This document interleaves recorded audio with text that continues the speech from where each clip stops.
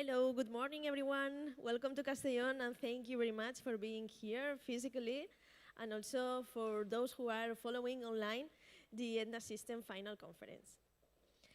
We hope you like the welcome gift you received at the entrance. It is a honey jar by Fundació Lecadó, and thanks to it we all will contribute to the breast cancer research, so it's a really important gift to us.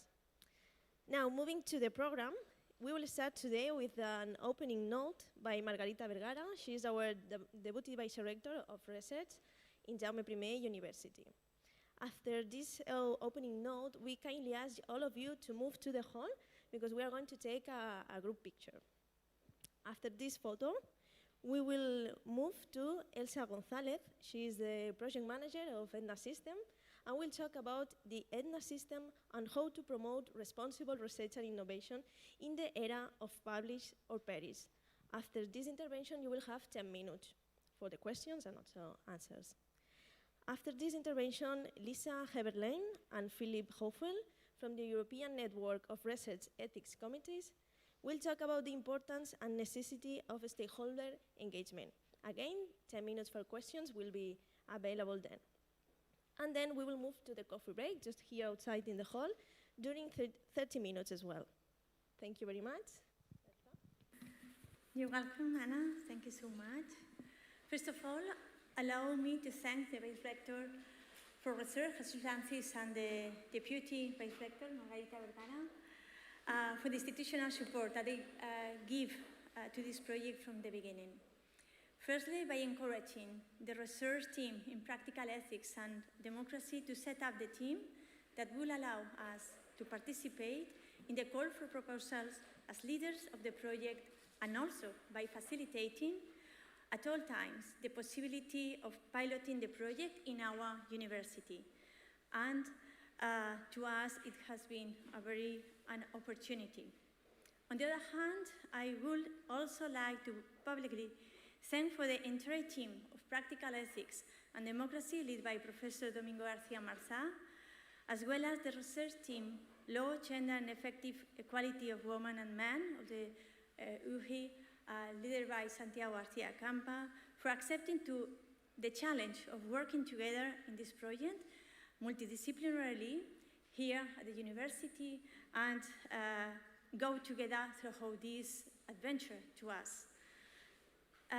Thank you so much for all of the personnel that has contributed to us in this adventure together. And also and especially to our two project managers. The first, Rosana Sanauja, now researcher at the team, and also Nicté Garcia.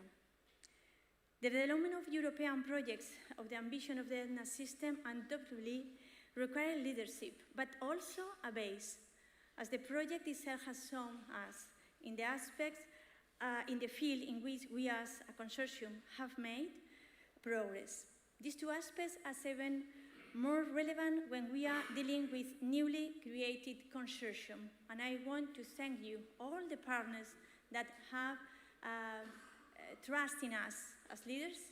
I want to thank you, all the contribution, all the good relationships that we have created, not only in the research part, but also in the personal relationship that we have created in Europe. I think that this is important.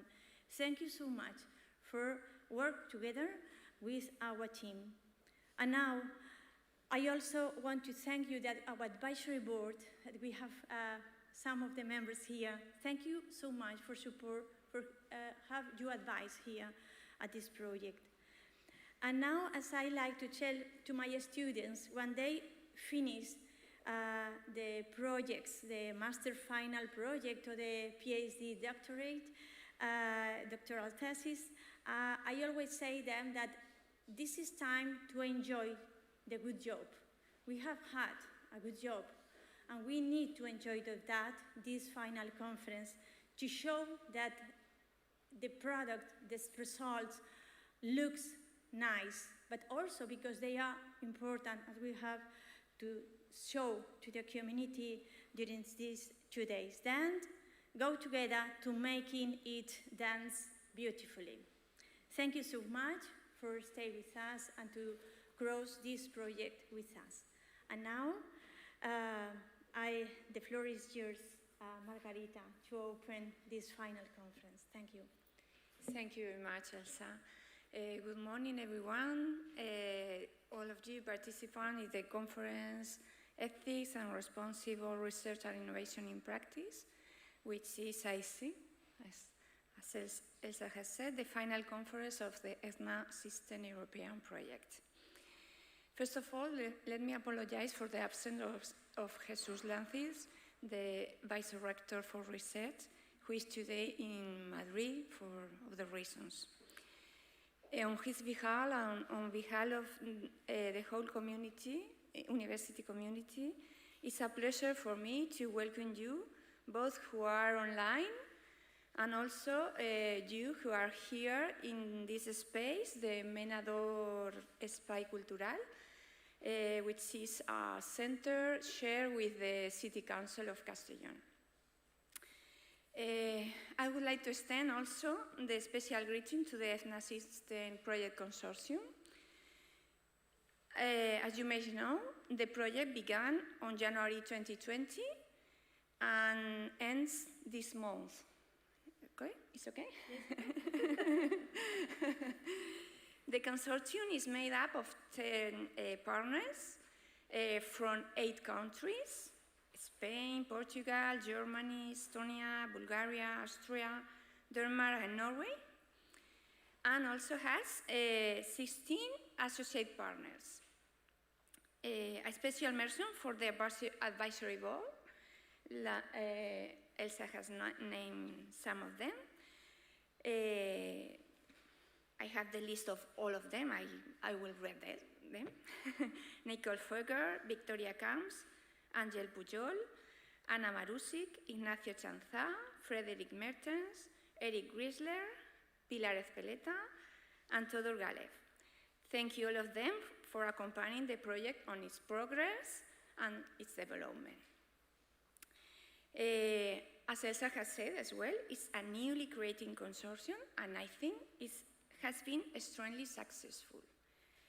The proof of it, as Elsa has said to me also, that in 6 organizations that develop or finance research and innovations, they have achieved the objective of designing and piloting the system, a system for ethical governance and responsibility. Consider that congratulations. For the Universitat Jaume I, as the coordinator and leader of the consortium, this project has pushed our university to advance in the policy of excellence in research, a process that began at the end of 2018 when our governing council approved our enrollment in the European Accreditation Human Research Excellence in Research, whose accreditation was granted by the European Union in August 2020. The action plan we presented there considered, among other important commitments, the development of a code for good practice in research and revising the deontological committee that was working to date, both objectives already accomplished. The ETHNA System project has helped us to accelerate these 2 processes and even develop more ambitious lines. We therefore consider the project to have been very successful in this way, in our university. Finally, I would like to thank Elsa González, Associate Professor, for her leadership and coordination of this project, and also the research group, both research groups in the UJI, Practical Ethics and Democracy, here, and Low Gender and Effective Equality of Women and Men, who are represented here by their respective coordinators. I would like also to thank all the consortium, because this project is an example of the interdisciplinarity actions that research and innovation require to progress, and it's also an example of generating knowledge focused on the challenges that society considers desirable and valuable.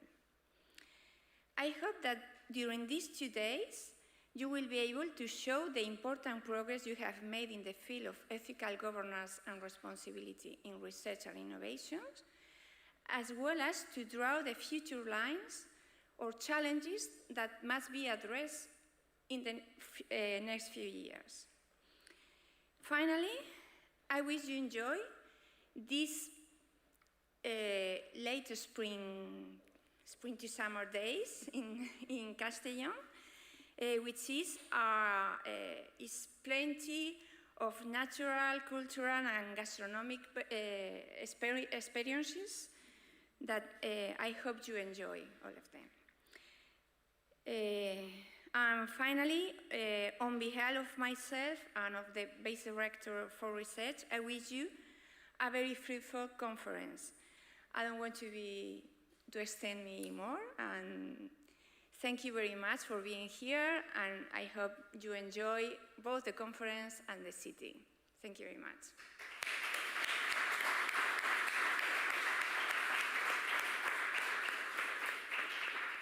Now, I think it's time to take a photograph for all the participants. We move quickly outside, and then we move quickly inside.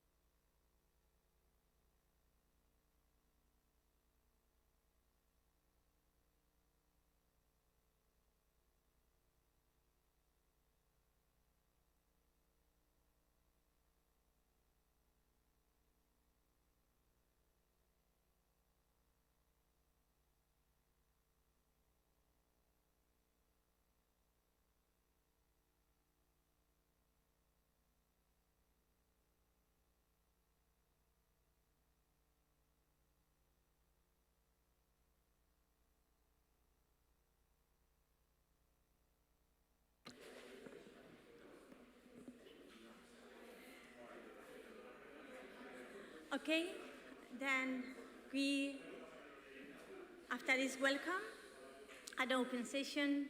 I try to be a little bit shorter in my intervention and then complete with the program. My role here is to share with you, to some of you, it's like to see the movie that we have lived and created together during 3.5 years in just 20 minutes. But we know that there are a lot of things that have happened and we are created during this time. The title of the intervention is ETHNA System and How to Promote Responsible Research and Innovation in the Era of Public Offerings, because when we start as consortium project, what we want was twofold objectives. Sorry, here.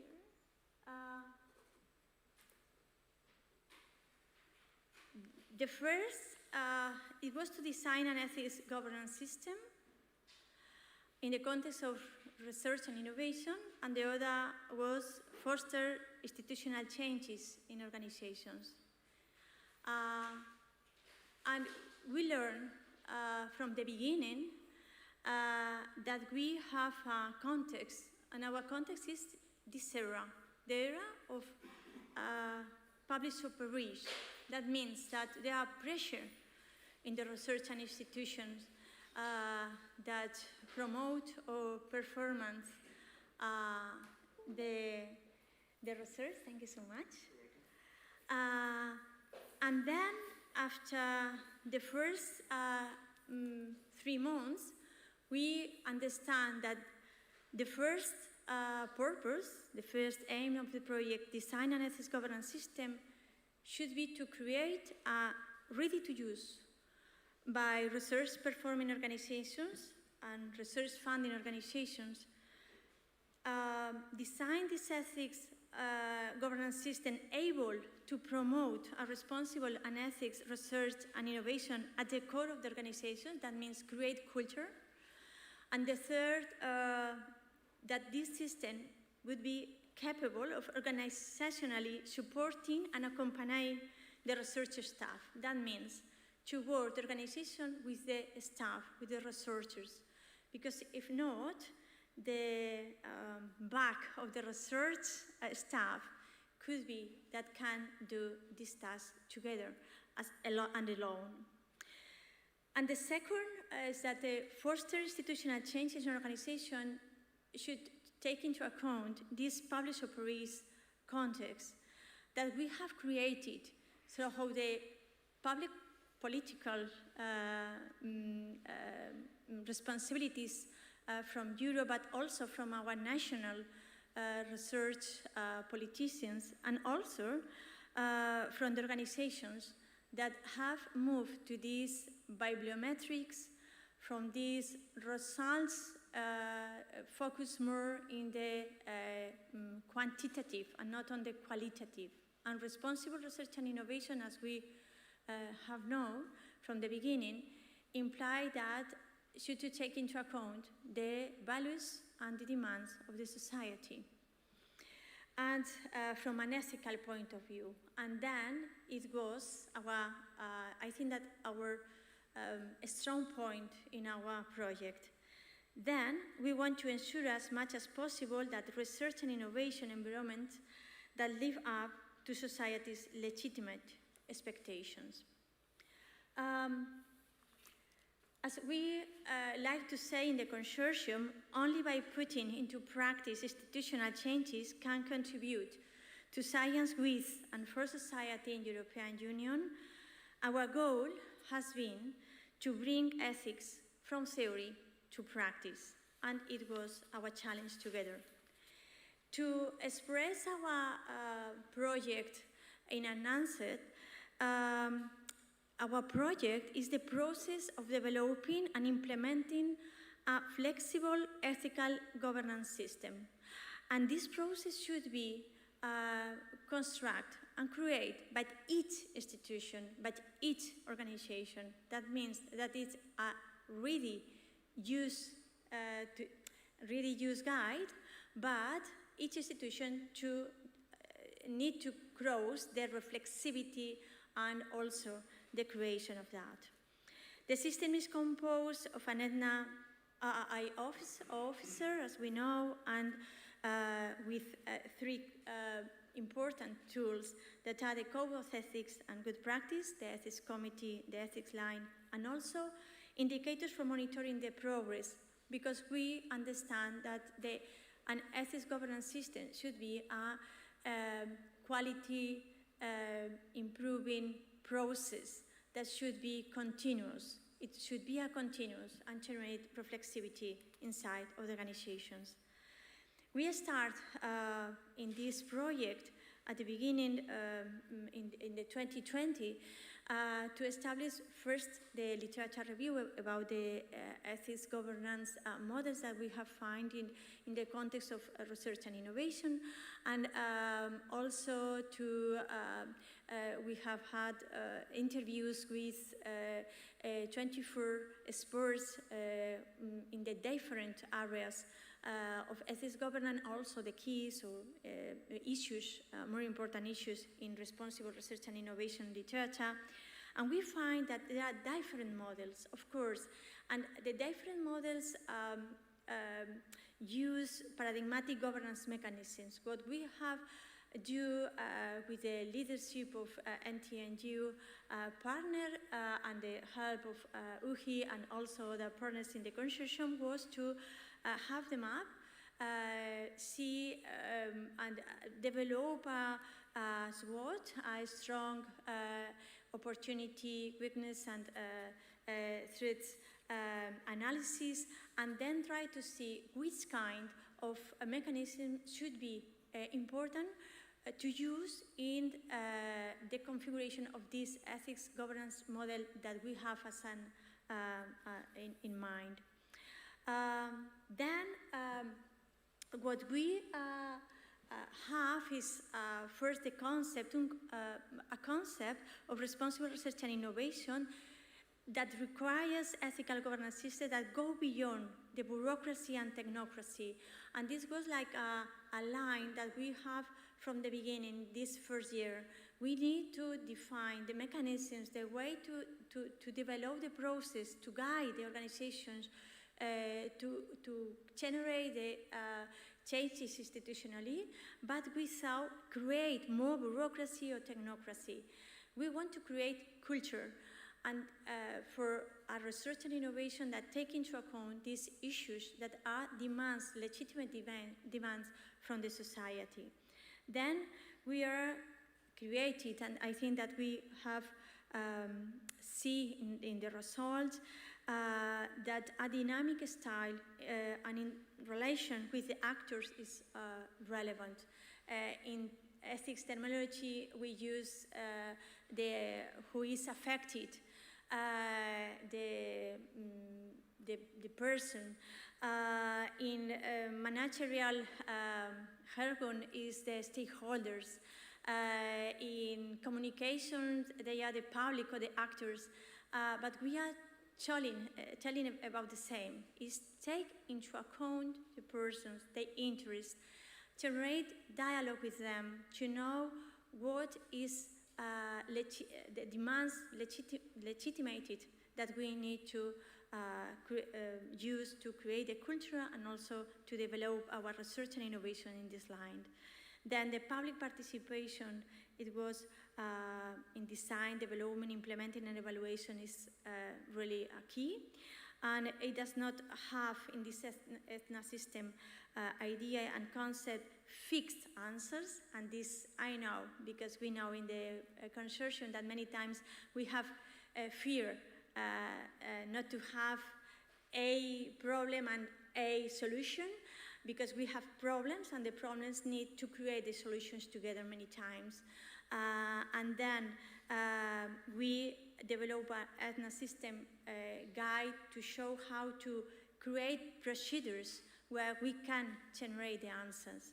And I think that is very important, and also the multidisciplinarity cooperation that is important, because the problems, they don't have a only discipline that can tell what to do.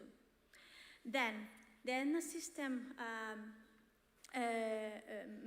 project used and defined two compass criteria, normative criteria.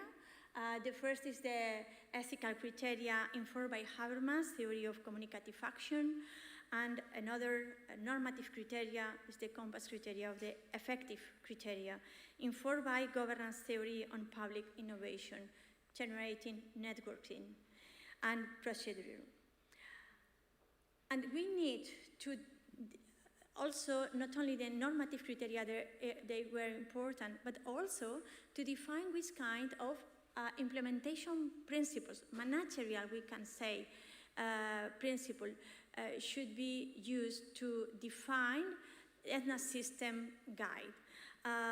The first, it was necessary to generate a guide that should be flexible, because we have in mind different contexts. The context of the higher education, research and innovation, the context of the technological and ecosystems that are more on innovation, the centers of research and innovation that are smaller or medium, but they are social many times or sometimes social research, not only technological, and also the funding organizations of research and innovation. Then the principle of ETHNA system should be flexible to be adapted. Second criteria, principle. Third, integrative. That means that it should be a process where we can integrate the different stakeholders and internal stakeholders in different parts of the development, as we will see through EUREC in the next chart. Also, the responsiveness and proactiveness. It should be very important to be responsiveness about what we are doing in research and innovation related with the responsible, ethical and responsible research, but also proactiveness, not only reactive. And I think that this is one of the keys that the ethics thought has, and that many times we don't explain very well, because ethics is not about only one, not about the lines that you can cross. It's about which kind of horizon you should to develop. And also the networking. To generate the networking, and in the implementation process, we have now that it has been one of the important successful pieces of the ETHNA system implementation, and the directness. That means to be very clear in the in the development. Well, consider these principles and this horizon and this aim.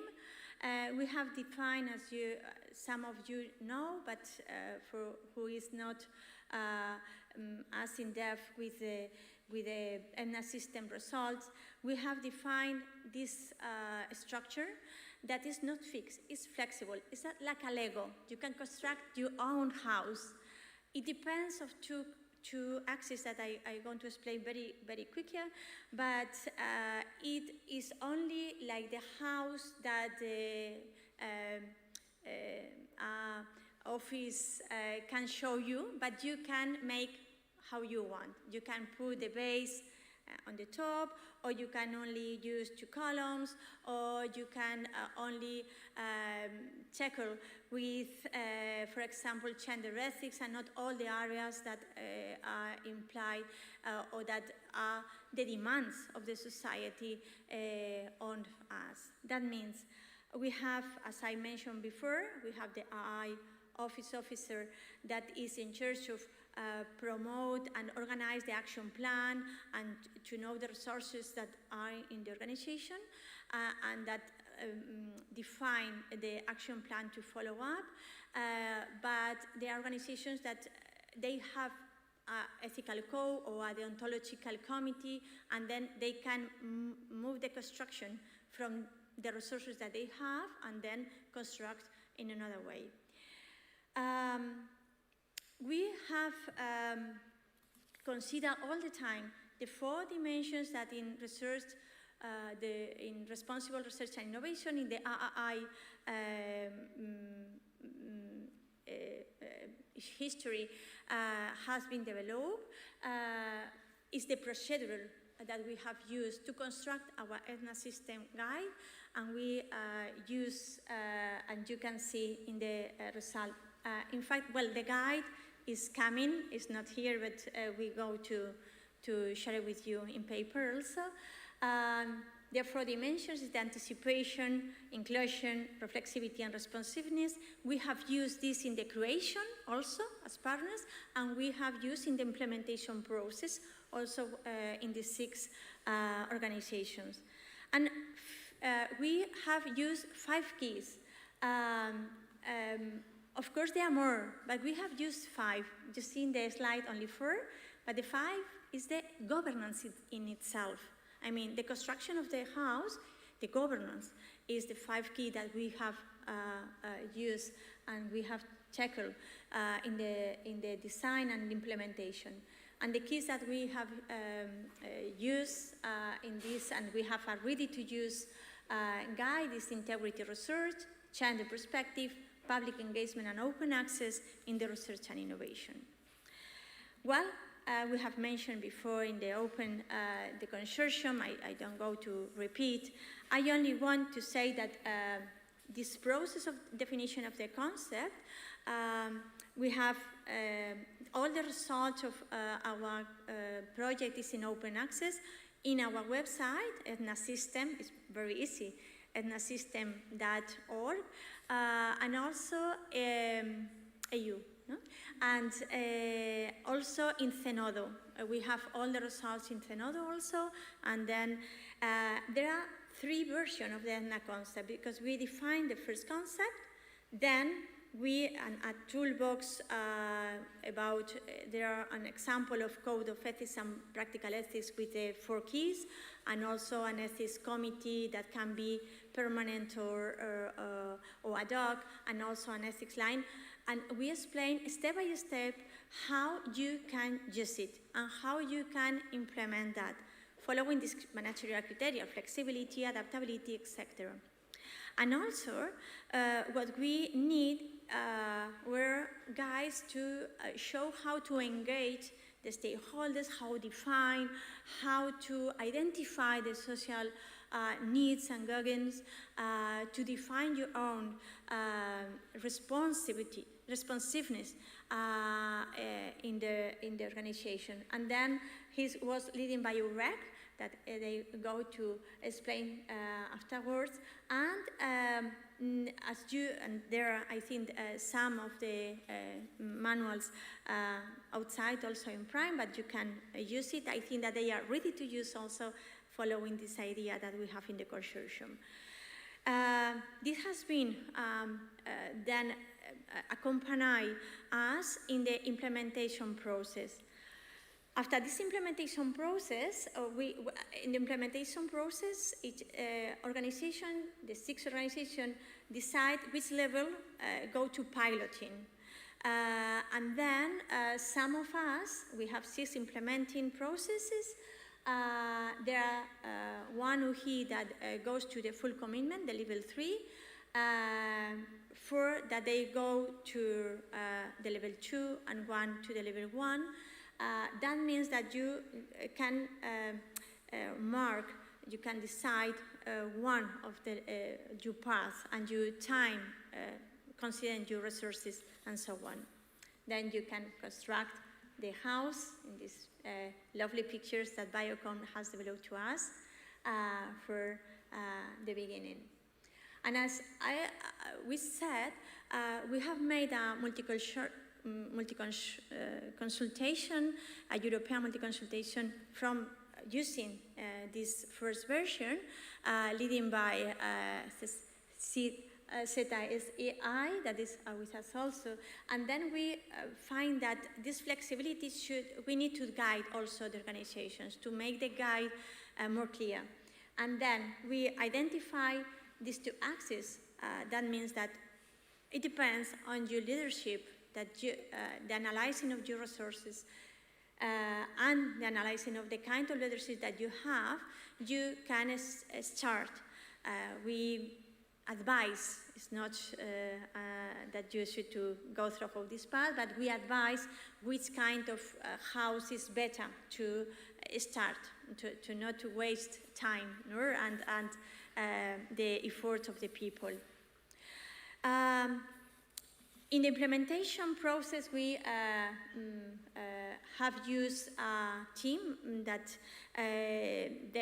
we named the lab team, and then with a lab manager. It's important always in an organization, the leadership of a project, a team, etc.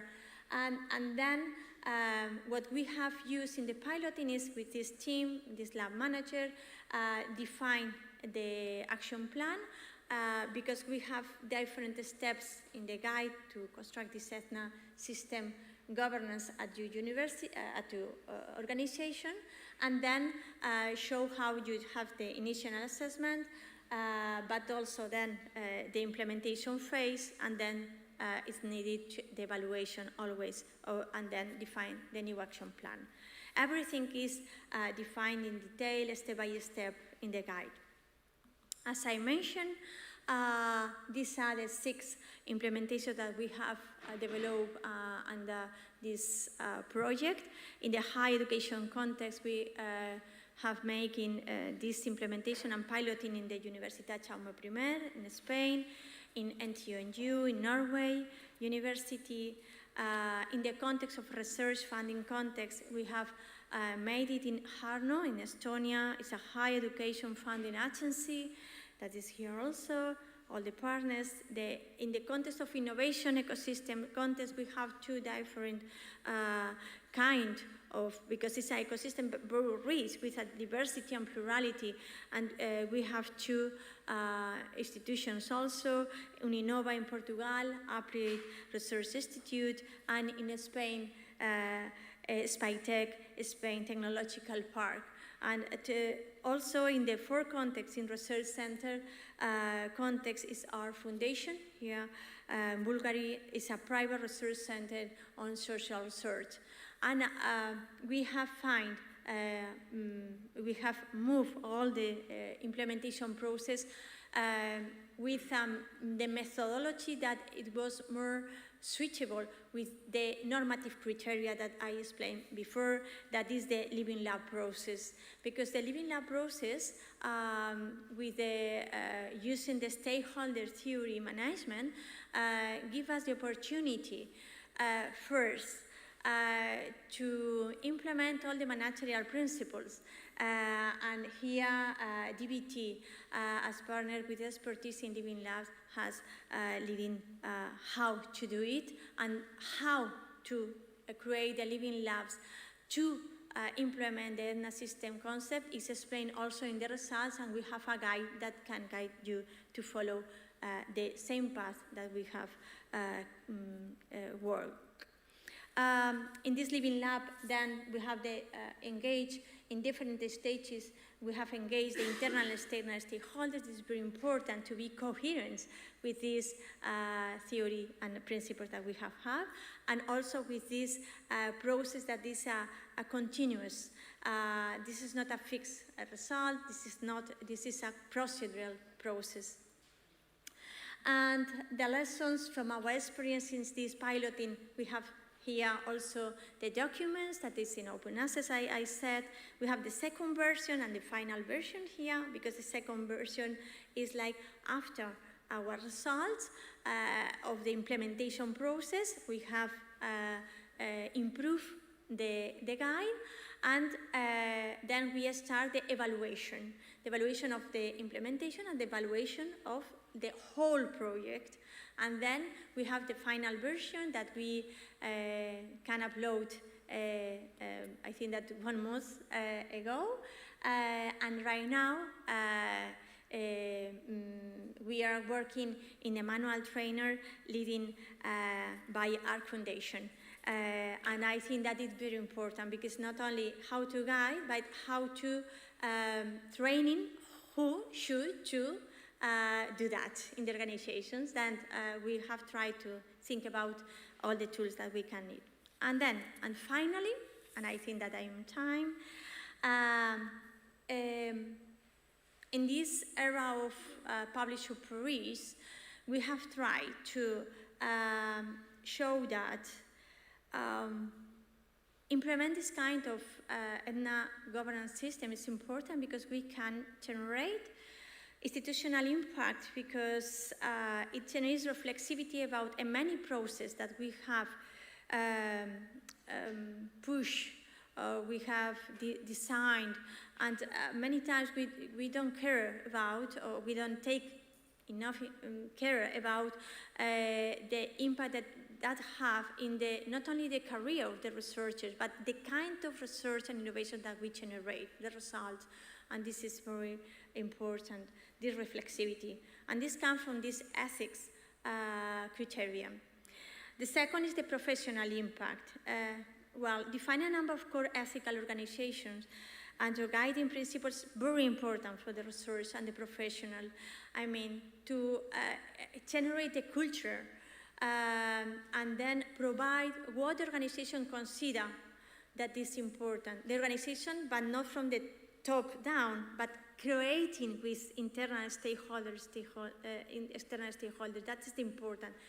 From the reflexivity, we define the issues, we define the values, we define our ethics code and conduct, and then we make a culture, a common culture in our institution. The social impact is because the kind of research and innovation that we generate to the society is engaged with these stakeholders and the society also. And we consider, we can measure that, but we know that there, from the applied ethics and from organizational ethics, that an excellence of ethical performance activities always reduce the internal and external coordination cost, always. And the last word, and I want to thank to Luis Camarinha from Uninova and Ramon Fensa from UJI, because they were very pushing ahead the question that we have results, but many people don't go to the synod to see the results. But most of the researchers, so most of the people go to the literature or to the publications. We have developed some articles from the consortium that they are right now in process of evaluation and so on.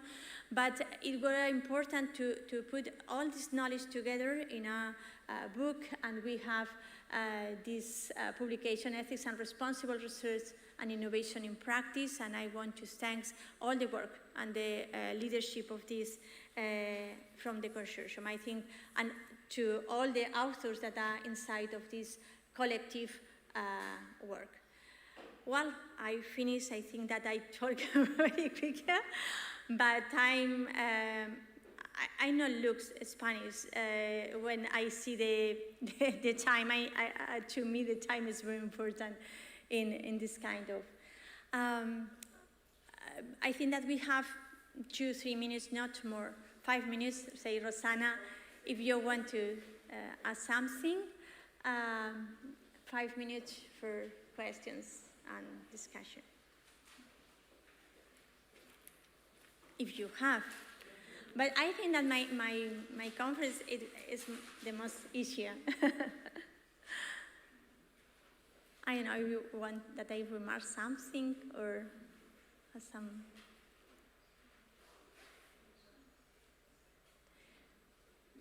Okay, then we can move to, and then we follow the program. And then we are in time in the conference, and we have time to talk about the manifest. Okay, thank you.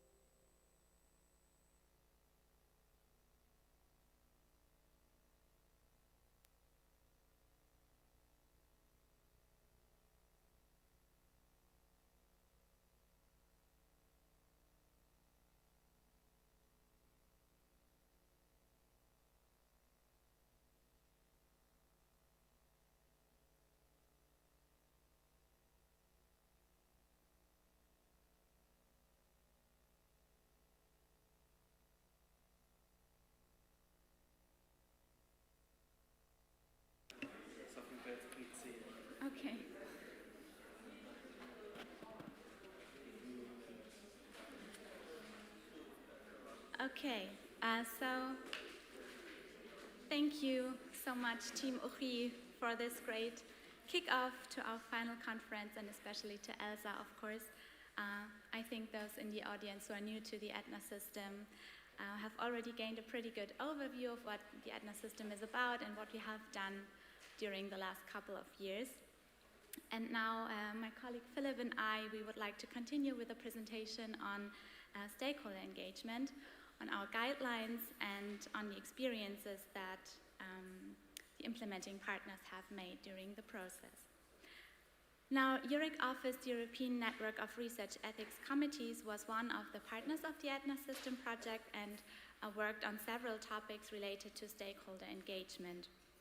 So, however, EUREC was not an implementing partner, as Elsa already showed, but Philipp and me, and also our colleague Julia Maria Mönig, who was part of the EUREC team as well, we have developed 3 important publications on stakeholder mapping, on the societal needs, and a 3rd one on stakeholder engagement methods.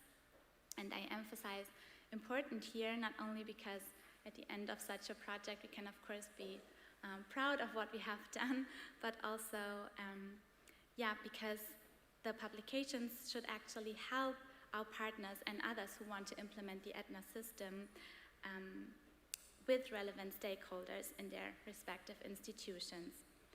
And for today, we would like to present these 3 guides to you, again in a quick overview.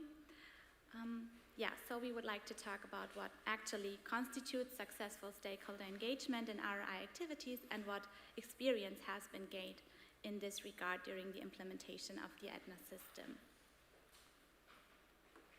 So, stakeholder engagement. The title of our presentation is on the importance and necessity of stakeholder engagement.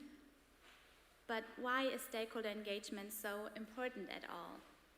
And I would like you to take a minute and think for yourself why stakeholder engagement is necessary in RI activities. So you can log in with a Wi-Fi password or with your mobile data and follow the link here to our poll so that we can display your answers on the slides. I hope you can see it. You can join at menti.com and then use the code 23213127.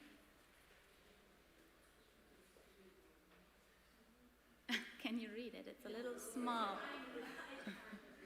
It's menti.com.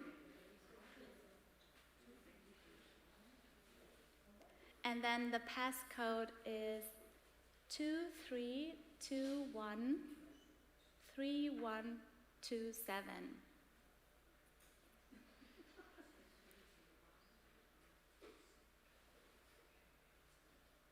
I hope it works. So why do you think stakeholder engagement is important and necessary?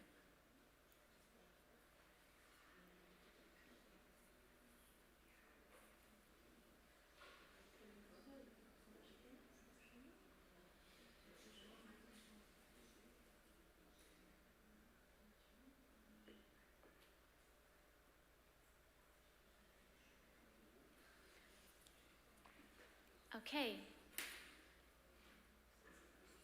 So let me just read a couple of the answers that we have so far. Stakeholder engagement is important for networking reasons, for outreach, connecting to the outside, increased impact and co-creation, receive different perspectives. Oops.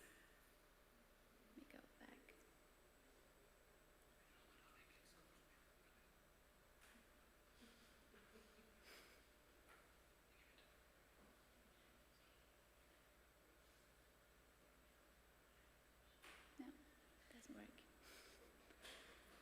Okay, so from these various answers, I don't think we have more, but we see that stakeholder engagement is a very broad term. Sorry? Yeah, every time I try to refresh it, switches to the next slide, but if you want to let us know any more thoughts, then please just raise your hand or just speak out loud. It's not an issue.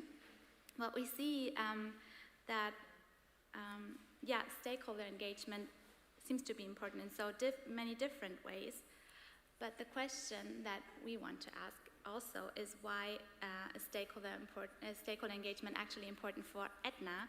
And in the ETHNA system, stakeholders engagement is important to address also issues of legitimacy, of trust and fairness, of organizational structures and morally desirable outcomes in relation to institutional change, such as improved communication channels, participation in dialogue, or better guidance and compliance with normative rules.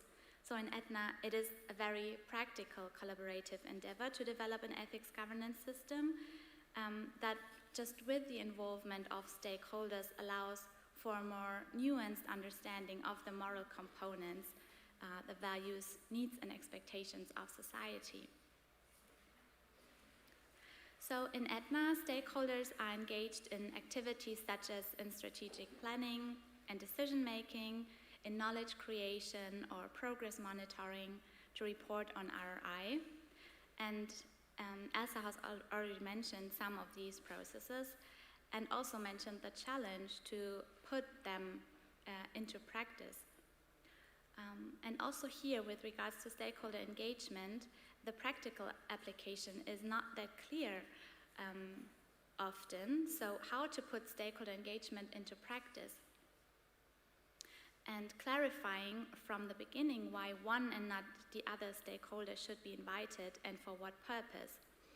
And this is since the who, how, what, and why is often unanswered. So in fact, stakeholder engagement is a very widely used term, but it is more like an umbrella term for a quite unspecific concept. So while there are different definitions of what stakeholder engagement actually is and what it should focus on, ETHNA puts the moral component at the center.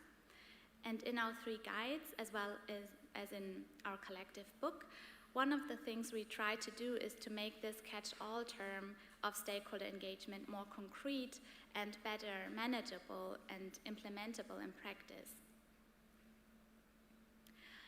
Now, in the first guide, we provide step-by-step advice on stakeholder mapping and scoping their participation. Also, we focus on the assessment of the potential societal contribution of research and innovation and consideration of societal needs in the second guide. And the third one is on deliberative methods that can be used in stakeholder activities such as workshops in ethical governance of R&I.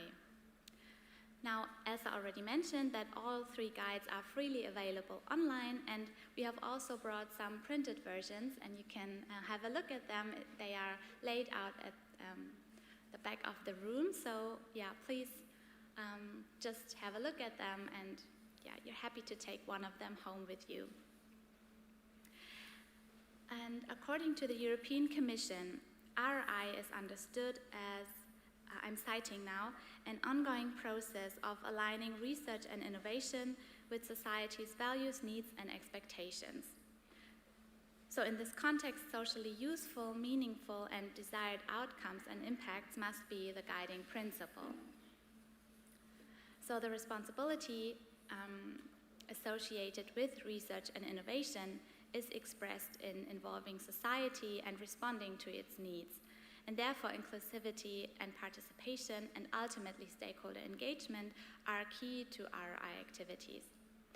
And consequently, the concept of RI revolves around the stakeholders who make the innovation process socially desirable and help to realize the normative ideals of inclusion and social legitimacy in RI processes. Now, how have we in ETHNA specifically answered the questions of who, why, what, and how? First, we applied the so-called quadruple helix model, and this model allows to divide stakeholders into groups, and through grouping them to get a better overview of which stakeholders' perspectives are already covered or are still missing and need to be considered in the future. So we have differentiated here between stakeholders from the areas of research, innovation, and funding, from business and industry, from policy or civil society. And now I would like you to go again to Mentimeter and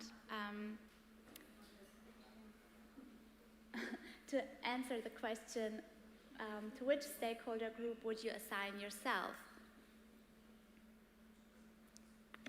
It is the same page, you can just refresh it and the question should pop up. Right.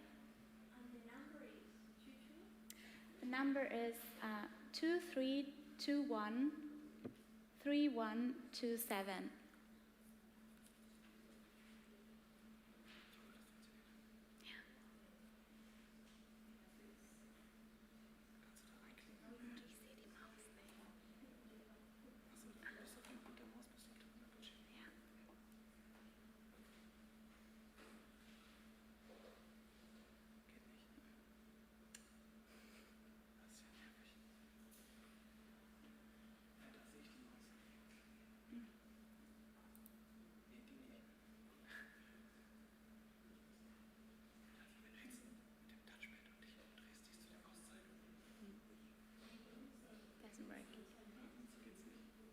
Okay, so maybe we...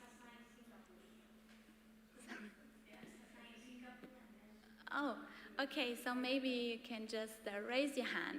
Is there any stakeholders from the field of R&I, so research and innovation? Oh, wow, yeah, a lot. Is there any stakeholders from the field of policy? Any politicians here? Not that many. Are there any, well, I think we have a lot of people from higher education field. Yes. Yes, yes, also a lot of hands. Right, let me go back. And of course, every one of you is from civil society as well, but business and industry. Our colleagues from Biocom, okay. So yeah, it's interesting to see. Most of our stakeholders here from research innovation, I would say. Politicians are rare. Industry is also rather rare. Okay, so yeah, after answering the question of who to involve, our stakeholders, or our partners, were advised to analyze the identified stakeholders to find out why they might be involved in the RI activity. For example, are they well connected? Do they already have a lot of expertise in the field? What can they contribute to develop and implement an ETHNA system? And it can be helpful here to map stakeholders and visualize who would be best suited for the RI activity, for example, to develop code of conduct or to set up an ethics line.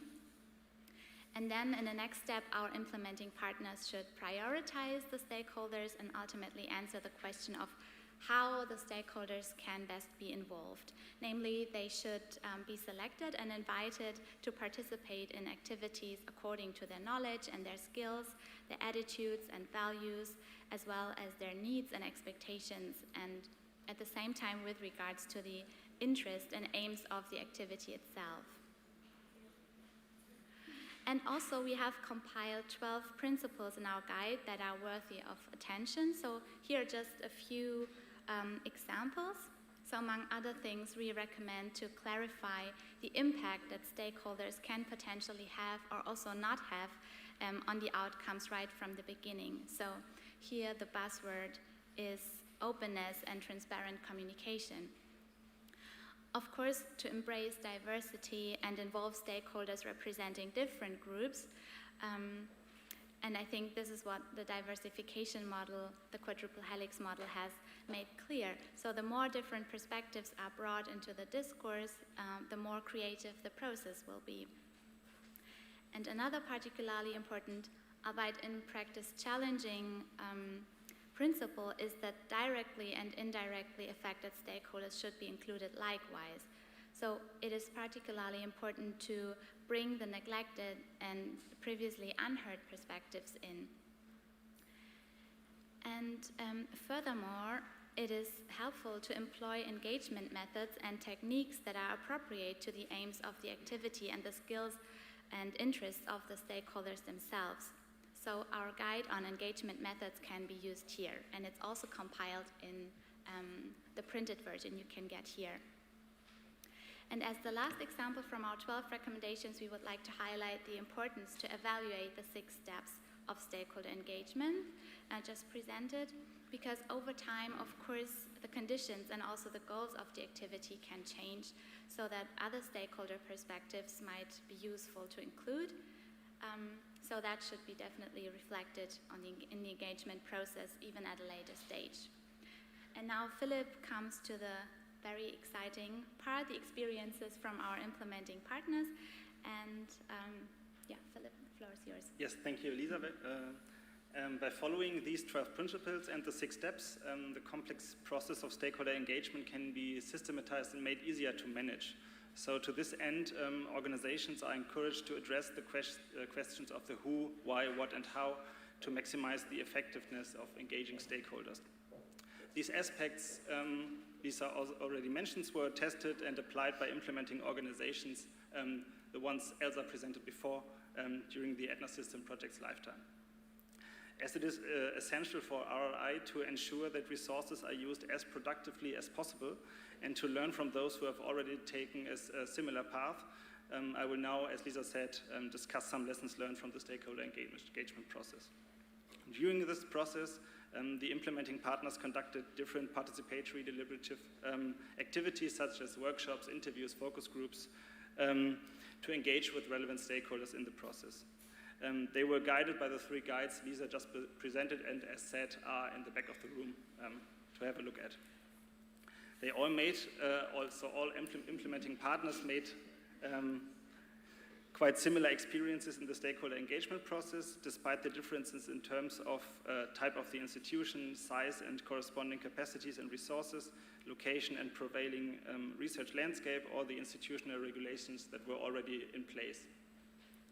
An internal evaluation process revealed 5 central lessons learned from the stakeholder engagement process, which I will quickly present. Thank you. Some implementing organizations mentioned the reluctance from the top management as a major problem. One organization, for example, reports that their involvement is crucial for the implementation. Everyone in the organization must be on board and willing to participate. Especially the top management must be personally committed to implement an ETHNA system. Unfortunately, this is a factor that cannot be controlled very easily, but this problem can be tackled with the deliberative processes that are part of the project. Therefore, deliberative methods should be adopted in interactions with top management for having fruitful discussions. Experiences of the implementing organizations have shown that also early career researchers are sometimes not willing to implement an ethics governance system. But for the sustainability of an ETHNA system, it is necessary to have them on board as well and address their concerns in a respectful manner. They are the future of the scientific community and might shape the framework of the scientific ecosystem. Sometimes the ethical recommendations of the ETHNA system are also not in line with already established organizational procedures. These conflicting interests might prevent the engagement of different stakeholders. Therefore, a set of basic principles and standards should be developed to resolve these conflicts, for example, in a code of ethics and good practice. The flexible structure of the ETHNA system allows implementers to pick certain aspects from the toolbox and start building their own ethics governance. Also, the implementing partners learned that there's reluctance of stakeholders to adopt ethical principles. The reasons could be concerns about more work, more responsibility, or more paperwork. That is kind of a rather unpleasant insight, but nevertheless an important one. It is therefore crucial to establish an atmosphere of trust between the institution and the stakeholders to create an open space for discussion. Communication must be open and transparent at all times, and it must be ensured that all relevant stakeholders are part of the process. The fifth lesson we learned along the project was the lack of awareness and dissemination of existing ethical codes and other regulations on an institutional level. But such documents provide a suitable framework for self-regulation in scientific and academic disciplines and for research environments facing new challenges. Therefore, when developing a code of ethics and good practice, it is advised to involve stakeholders in deliberative workshops or reviews of drafts to include their views and make the documents useful for them from the beginning.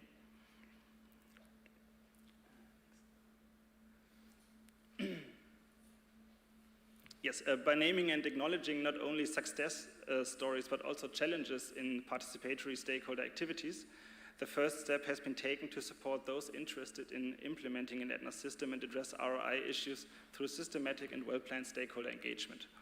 Taking seriously the difficulties experienced by any kind of stakeholder, be they internal or external, further steps can be taken to strengthen the awareness of importance and promotion of the implementation of responsible governance. In particular, the following actions are recommended. First, training early career researchers on ROI issues. In this regard, the guidelines on potential societal contributions of research and innovation and stakeholder involvement in ethical governance of R&I can be of relevance.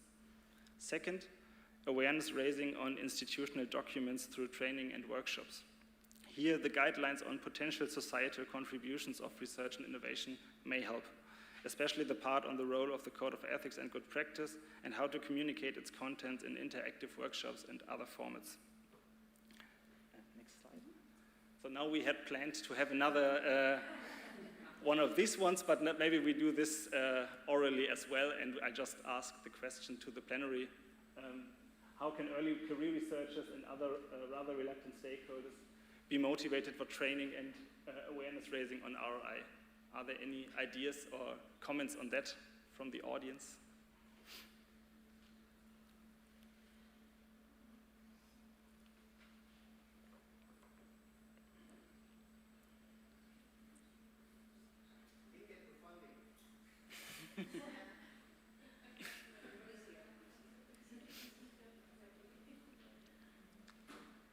Okay, otherwise we can also take this to the discussion at the end of the presentation.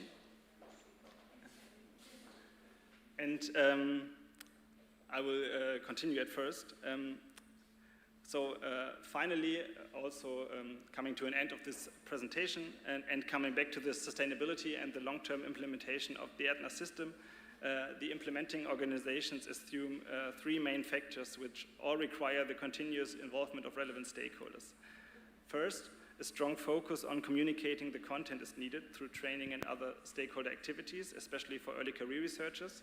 Second, in-depth knowledge of the organizational setting in which the ETHNA system is to be implemented is necessary. For example, existing structures and conditions, values, needs, and expectations of those directly or indirectly affected by the implementation and the broader research environment. And third, continuous updates and adjustments, particularly by incorporating feedback from implementers, are crucial to making stakeholder engagement a success. Thereby, an ETHNA system can be an important and sustainable way to promote and integrate RRI at universities and research centers.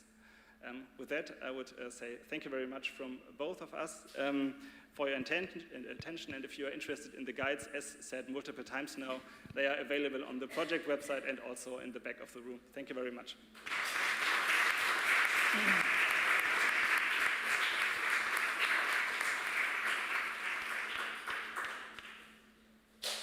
And I think now we have some 5 minutes left, if I'm correctly, for any questions or comments or anything else. Otherwise, we are available the whole 2 days to talk to us directly or have a look at the guides in the back and then come back to us. Marko. Yes, Marko?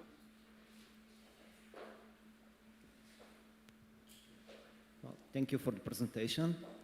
You underlined the importance of trainings and workshops for stakeholder engagement. Okay, in our case of the implementing organizations within the ETHNA system project, it's very easy. It was on the agenda of the project, we had funding for it, but future implementers who would be interested in taking on board ETHNA system, how do they organize trainings and workshops without such a luxury of, having the funding and the program of the project behind? How do you put that on the agenda of the organization? Which resources would be needed? Where would these resources come from, etc.? Well, I mean, a very good question. That was actually one of that we wanted to provide you with. So yeah, maybe there's some ideas from the audience as well. I mean, one of our colleagues already mentioned the funding that would be necessary, or yeah, the budget. That is always something to consider also in the process of implementing the stakeholder engagement. So one of our recommendations, or we also explained that in the guide, that one of the things that need to be considered right from the beginning is the resources that are at hand. So it would be an option to plan that well in advance and consider that training might be necessary also over the project lifetime and beyond, to have trainings organized for early career researchers, but also for all of the stakeholders involved in the process. That would be my recommendation, but maybe there's other inputs or thoughts on that.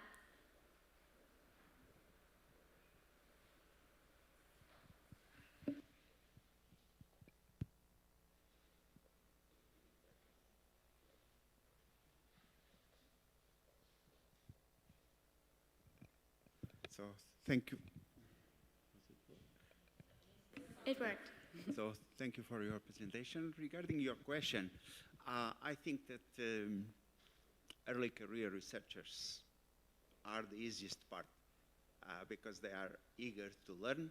So we can put a program to teach them and to so that they can learn the best practices, how to behave in research and so on. The main problem that we experience in our center is the older researchers, how to change their culture, how to change their habits. And for this, I don't have a solution. I have a problem with this. So do you have suggestions how to change the culture of the group leaders and other big people in the organization? I mean, EUREC was not an implementing partner, so I think it will be very interesting to hear at the panel discussions from the implementers' perspectives, which we will have the chance later. But I just can imagine that it might be an option to really pinpoint to the problems and challenges that are in place at the institutions and that would be important to improve, and to hope that also very well experienced researchers will be reflective enough and recognize these options for improvement. And maybe they already stumbled across some problems themselves, and then once they get in touch with the ETHNA system, realize that this is really something we can improve and we need to work on. And that's also, I guess, or I would say another reason to have early career researchers on board early on, that they might have an influence on their supervisors or on the top management also in the best case scenario. So that would be also an option to start from the bottom and hope that it goes up the ladder.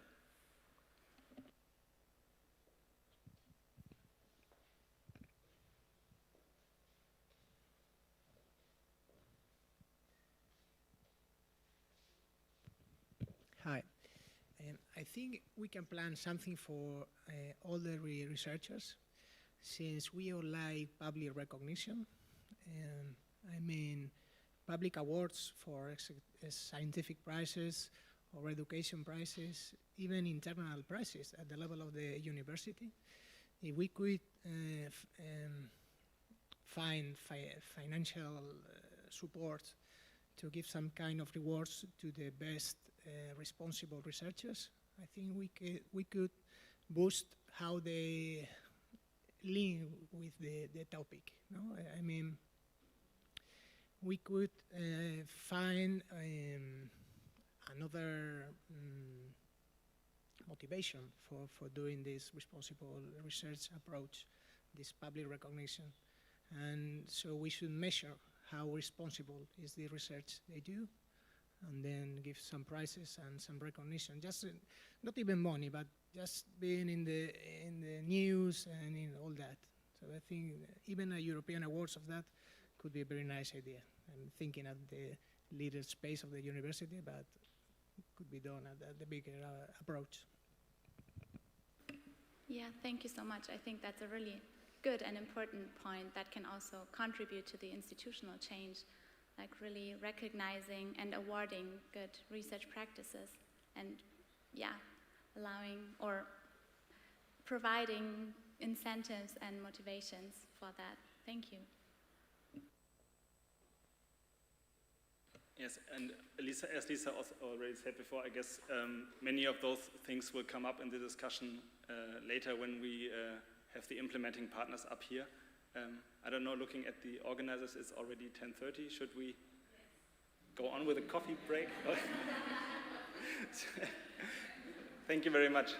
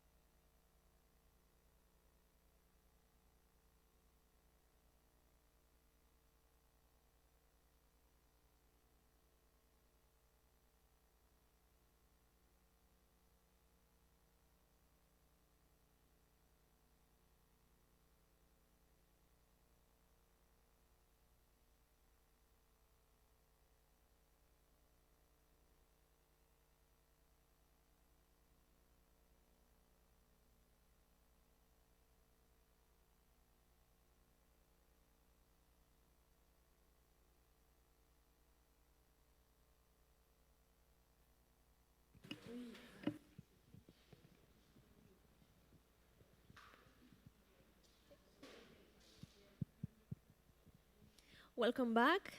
We are going to start with the second part of the morning session. Now it's the moment to implement the roundtable about experiences in applying ETHNA system and research ethics tools in 4 different contexts.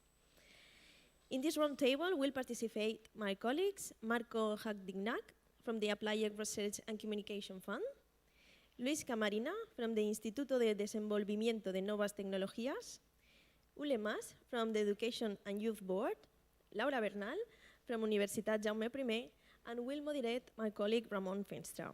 You will have also 10 minutes for questions at the end of the roundtable. And after these 2 hours of roundtable, we will move to the networking corner just outside in the hall, and there you will find 8 posters and initiative projects related to research and innovation projects in this. You will have also the opportunity to talk with the different responsible people who will be outside in the hall, and we really encourage you to take advantage of this networking corner. Thank you very much. Ramon, go ahead, please. Thanks, Anna, for the presentation. Well, we have now 2-hour session.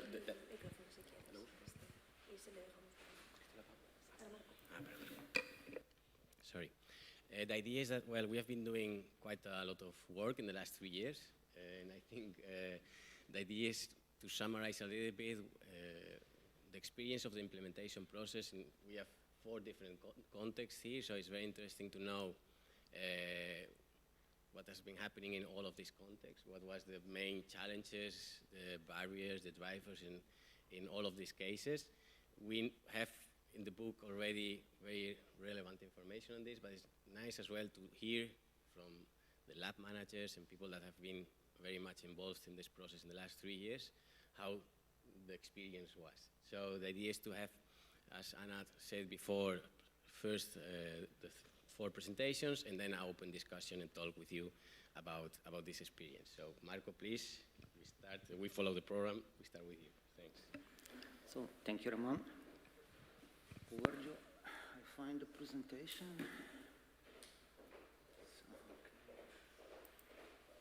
Yeah.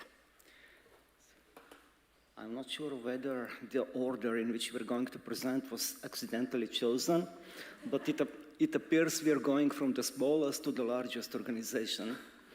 So, being the smallest here, let me present you our experience of implementing ETHNA system in a small, non-governmental research performing center.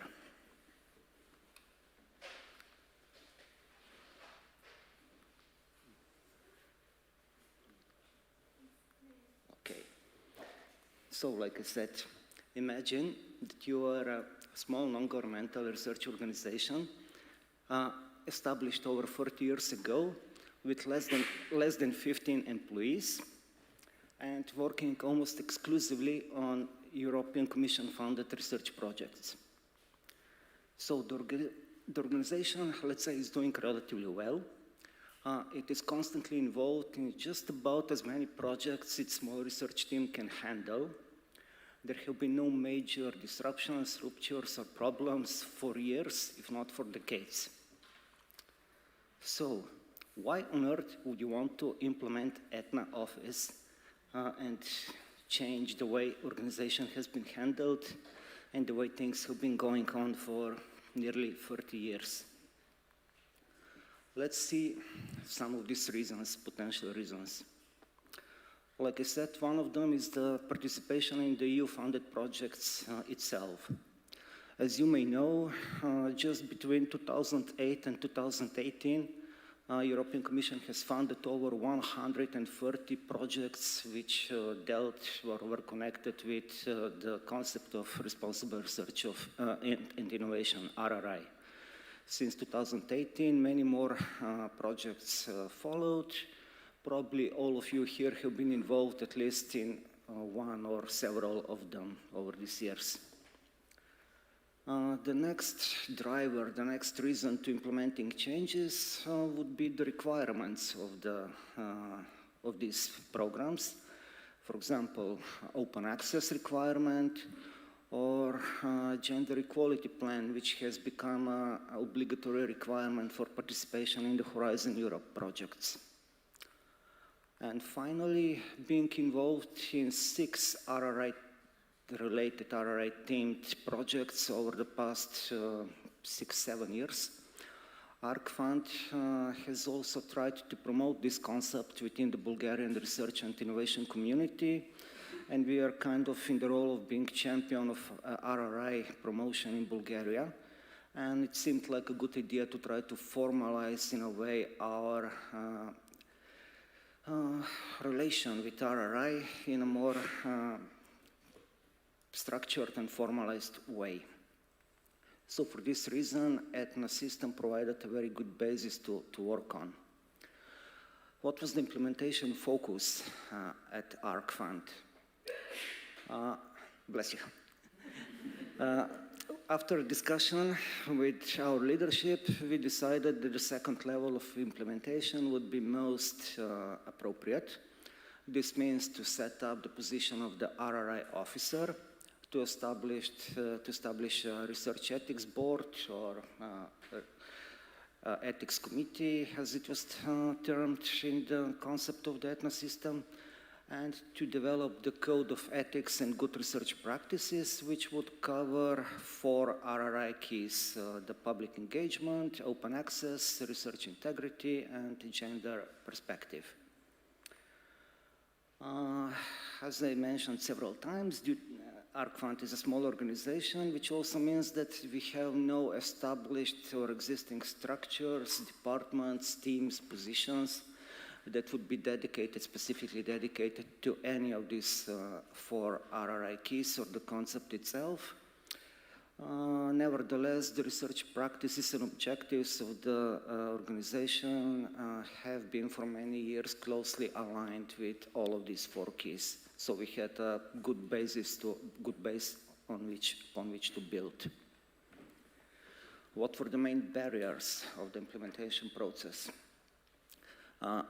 Despite being very small, ARC Fund has 3 very different programs. One is dedicated to research in the areas of science, innovation, and technology. The other program supports businesses and small and medium-sized enterprises through networking and capacity building. And the third program deals with developing, providing, and ensuring safe and positive online environment for children and minors. So 3 very, very different programs. And it was quite a challenge to develop action or implementation plan that would meet the needs of these 3 different programs. However, it was soon established that RRI could be a very useful common frame which would unite them. There are no existing mechanisms or structures that would support the coordination of ethical practices between these 3 programs. So like I said, the ETHNA system was seen as appropriate common frame. Like I mentioned, no departments or bodies that would be responsible for governance, management, evaluation of policies and practices related to RRI. So the establishment of the position of RRI officer was also seen as very useful step forward. One of the main barriers in the implementation process was engaging internal stakeholders. Again, due to the small size, you only have 10 people to deal with overall. So they are busy with their everyday activities, deadlines, deliverables, papers, etc. So it's hard to get them on board. And additionally, the COVID situation, in which many of them worked from home, made some additional complications. And finally, we didn't have any practice so far of monitoring and evaluating the performance in the area of RRI. And this was also a novelty introduced through the monitoring indicators of ETHNA system.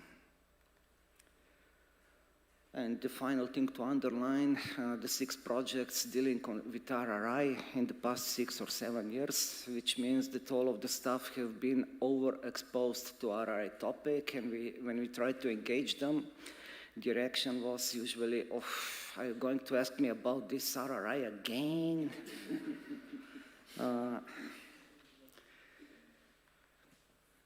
So, based on these barriers which we encountered, we had to go from our plan to trying to reach some results. So the plan was set up this nice ETHNA structure, which Elsa already presented, this house with RRI officer at the bottom as a foundation. Then we would have 2 columns, the Research Ethics Board and the Code of Ethics and Good Research Practices, which would cover 4 RRI keys. So the house, the structure would be very stable, very nice, and very beneficial for the organization. Then we went to the stage of implementation. As you see, the structure kind of, well, it's there, but it's not really resembling the original plan. We do have at the bottom the research, well, the RRI, the guy in charge of the implementation, the lab manager. Then we started piling more and more elements on the shoulders of this person without much support coming from either side. The more things advanced in time and the more responsibilities, tasks, and ideas were placed within the structure, the more shaky it became. And eventually, there was the result. A pile of well-formed pieces which kind of didn't really fit together yet. I mean, the implementation process, regardless of the fact that ETHNA system project is coming to an end, the implementation will continue, and eventually we will have the structure which was planned. But currently, there are elements on the table which have still yet to be properly assembled and start producing results. So what we did achieve, well, the first thing, of course, was to start with the meeting with the leadership of the organization to get the plan approved, to set the level of commitment, etc. Then the working group to write the code of ethics was appointed and started working. The mapping of internal and external stakeholders took place. The first draft of the code was written. It was then presented to internal stakeholders for feedback, comments, suggestions, how to improve it. The first draft was then revised. It was also discussed and presented to external stakeholders to get also outside expertise and opinions. Then the second draft was written. It was presented to the management, but it was, let's say, it was recommended that it should be completely restructured and written in a different way.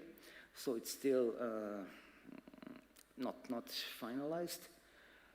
Nevertheless, the project, the implementation process came to the completion, and we had to evaluate the process and the progress. So this was done in the internal evaluation report.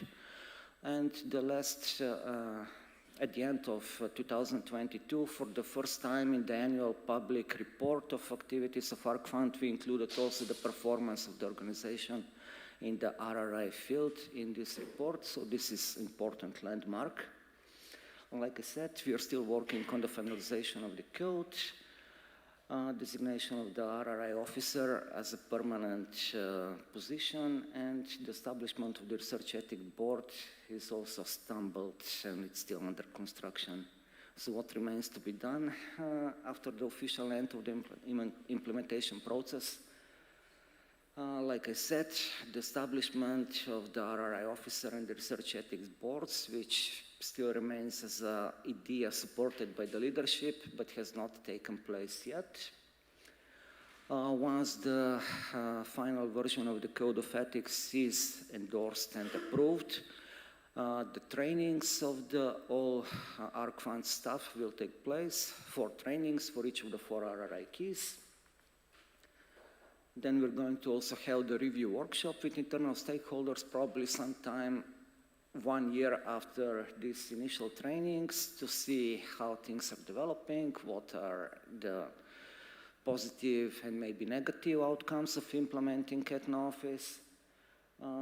We also plan to do some RRI dialogues with external stakeholders to further promote the RRI concept and the ETHNA system. And when looking back, what can be said about the overall implementation process is that obviously the initial plan was too ambitious and that it seriously underestimated the time and the effort needed to implement ETHNA Office. It's impossible to do it in 1 year, and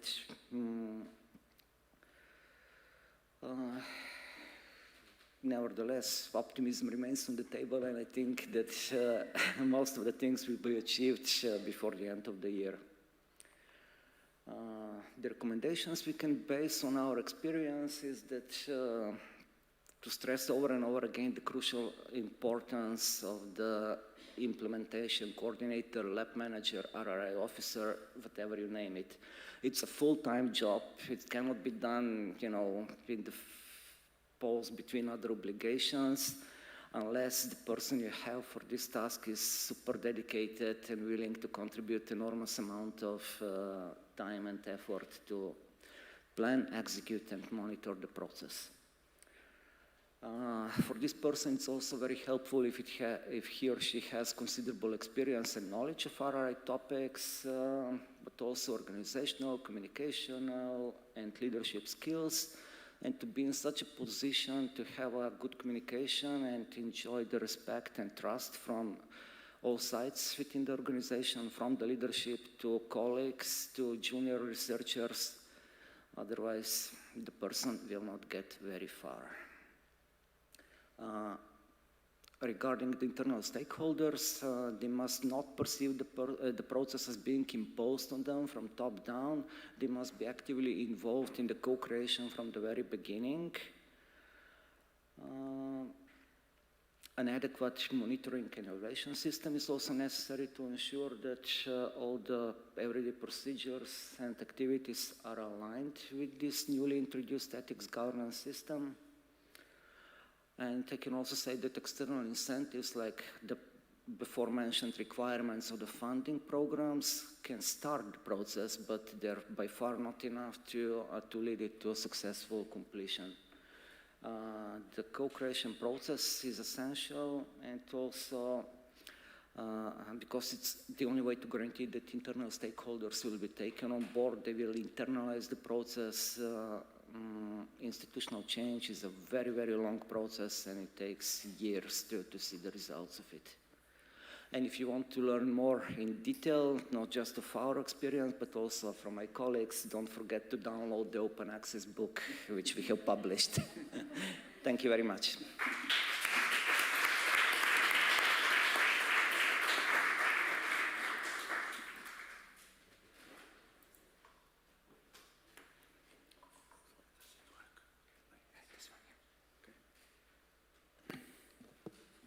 So, good morning. So I will bring another experience, implementation experience from the Uninova Institute in Portugal. So we are in the two extremes of Europe, of the European Union at least. So first I would like to give a bit of context about our research center, and then I will also try to answer the questions that were given to us about the implementation experience. So first, our center is mainly focused on engineering and technology research oriented developments. So we are not from social sciences. I think we don't have any person from social sciences in our research center. We are all engineers, which makes it a bit difficult for us sometimes to understand what you are saying. I can say that the first time I came here to this university for the kickoff of the project, I felt like an alien because most of you were from social sciences using special language. So we had to learn a bit about your language and understand the thing. Nevertheless, it was a great experience. So as you can perhaps see in this diagram, we are multidisciplinary, but all disciplines that we address are engineering. So we have people working on electronics, on energy, on control systems, on computer networks, robotics, and so on. Well, this, of course, you are not going to read this. I just want to pass the message that in our research center, we try, on one hand, to develop, let's say, theoretical concepts to advance the state of the art in our areas, and our areas are related to developing the connection between the physical world and the cyber world. So we develop tools and systems to make this connection. And we try to progress both on the theoretical side and on the practical side. So that's why our center is mostly an innovation-oriented center, because we develop many projects with companies. So in fact, almost all our projects involve companies, and we try to solve practical problems. This is just an example of the developments that we do. So as you can see, we see physical developments. So we have devices in different fields, and then software systems and architectures. So we work on, for instance, on manufacturing, on energy, on healthcare, smart farming is a recent topic, wildfires management, and so on. So this is just to give the context. Okay. Who we are? Well, we have about 75 PhDs in our research center, and between 80 and 120 PhD students. So this changes every year because every year we receive new PhD students, and some finish and leave. So this is the general scope of the organization. And in terms of gender and geographical distribution, a lot of changes have happened in the last 10, 15 years. If I go back to 15 years ago, I would say that almost all of us were just Portuguese. This has changed a lot in recent years, especially now in terms of PhD students. We already have about 40% of our PhD students are foreigners, and this is increasing. So this makes a lot of, brings a lot of new challenges that we are not used to deal with. I will come back to this.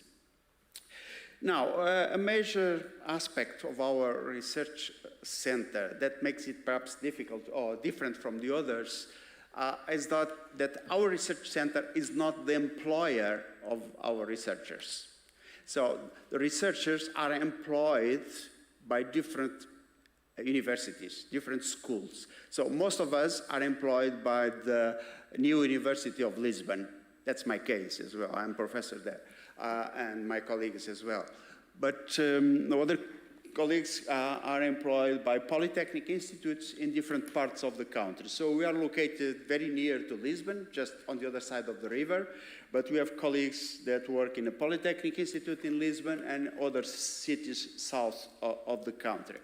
So as you can see, our research center is a kind of federation or ecosystem of researchers that are employed by different organizations. So as such, you can imagine that the power relationships here are very difficult because the director of the center does not have the power to hire or fire people, okay? People belong to a center on a voluntary basis. And this is a model that is followed mostly in my country. Most of the centers are like this. All research activities are organized in this way. So we are a kind of ecosystem of researchers that come together to work on a specific area, but they are not paid by the research center. Okay. What we do, then we do projects.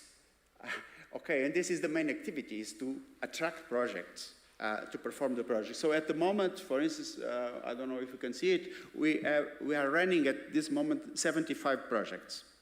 Okay, so it's a lot of projects, and most of these projects are European Union projects. So well, maybe 60% of the projects are European Union projects. The rest are some national projects and some other international projects by other funding organizations. So all our researchers are extremely busy with doing these projects and acquiring new projects. That's the only way we get resources. Okay? So now, what are the challenges for the specific purpose of ETHNA? Well, first of all, in terms of RRI, each one of us are in fact influenced or have to cope with different RRI spaces. Okay? So first of all, we have the employer space. So our school, our university has their own rules on RRI and ethics and so on. So we have to cope with this. Then we have to cope with the specific principles for our research center. And we also are members of technical organizations. So in our field, there are many scientific international organizations like IEEE, that is the most important organization, and we are all members, or most of us are members of those organizations that also have ethical rules, ethical principles that we have to follow. Okay. And finally, whenever we get a project, we have the ethical rules, ethical principles of the project and the funding organization. So how to deal with this multiplicity of systems and principles was a challenge for us. So we had to adopt the approach to take a complementarity perspective. So we don't need to repeat things that are already covered by the other spaces. We just try to identify what is more important for this community of people that is not already covered. Okay. So in terms of the ETHNA proposal, we adopt level 2, I think it's the name. That is this diagram here. I just go into the main aspects that we focused. So the main focus was on the research integrity aspect. So we identified a number of issues that were very relevant for us as a community of researchers. For instance, authorship principles. What should be good practices in terms of authorship of papers, publications, and so on? Also, good practices in terms of mentoring and supervision of students. And we identified some difficulties here. Okay? Also, the use and acknowledgement of resources, the conflicts of interest, and especially being an innovation center, some of us create startups, spin-offs, and so on, and this brings lots of potential conflicts of interest, so we have to address this, and also the data management aspects. So all of this about research integrity. Then another area that became very important recently for us is the open access and open science aspects. And we had to specifically devote attention to this. And finally, we didn't find so important to address gender issues because gender issues are mostly addressed by our employers. But we found that it was very important to extend the notion to inclusion, especially because now we have many people coming from different geographical regions with different culture, and a lot of them with a different religion background. So now we're getting many people from Iran, Pakistan, and other countries like that, and this brings a new reality. So we have to deal with this. So we decided to put the focus on inclusion, not just on gender. Okay? So what we did, well, we developed some basic documents that we discussed in our center, and well, they were more or less accepted. Like one document was about fundamental principles for research integrity. We also developed another one on open access, and this was important to guide our researchers on what is available, what are the risks, what are the benefits of open access, and what we should be aware of, for instance, in terms of pirate publications. There are a lot of pirate open access publishers, so we have to be careful about this. Finally, we produced a document on the inclusion principles. again, we didn't address only the equal treatment, but also how to deal with different cultures, different religious backgrounds, and so on. And we made also some improvements or changes in our education program for our PhD students. On the top, you can see just one of the courses that is on scientific research methods and techniques that all our early career researchers have to follow. And in that course, we have a specific topic on ethics in research, but also in the other topics, we address some of the practical aspects of RRI. Okay. So what were the barriers that we had to face? Well, the first of it was that RRI is not perceived in our field as a priority. Okay. Our researchers are mainly interested in getting funded projects. So they put all the priority in submitting proposals for projects so that they can get the funds. And when they get the funds, they have to implement the projects.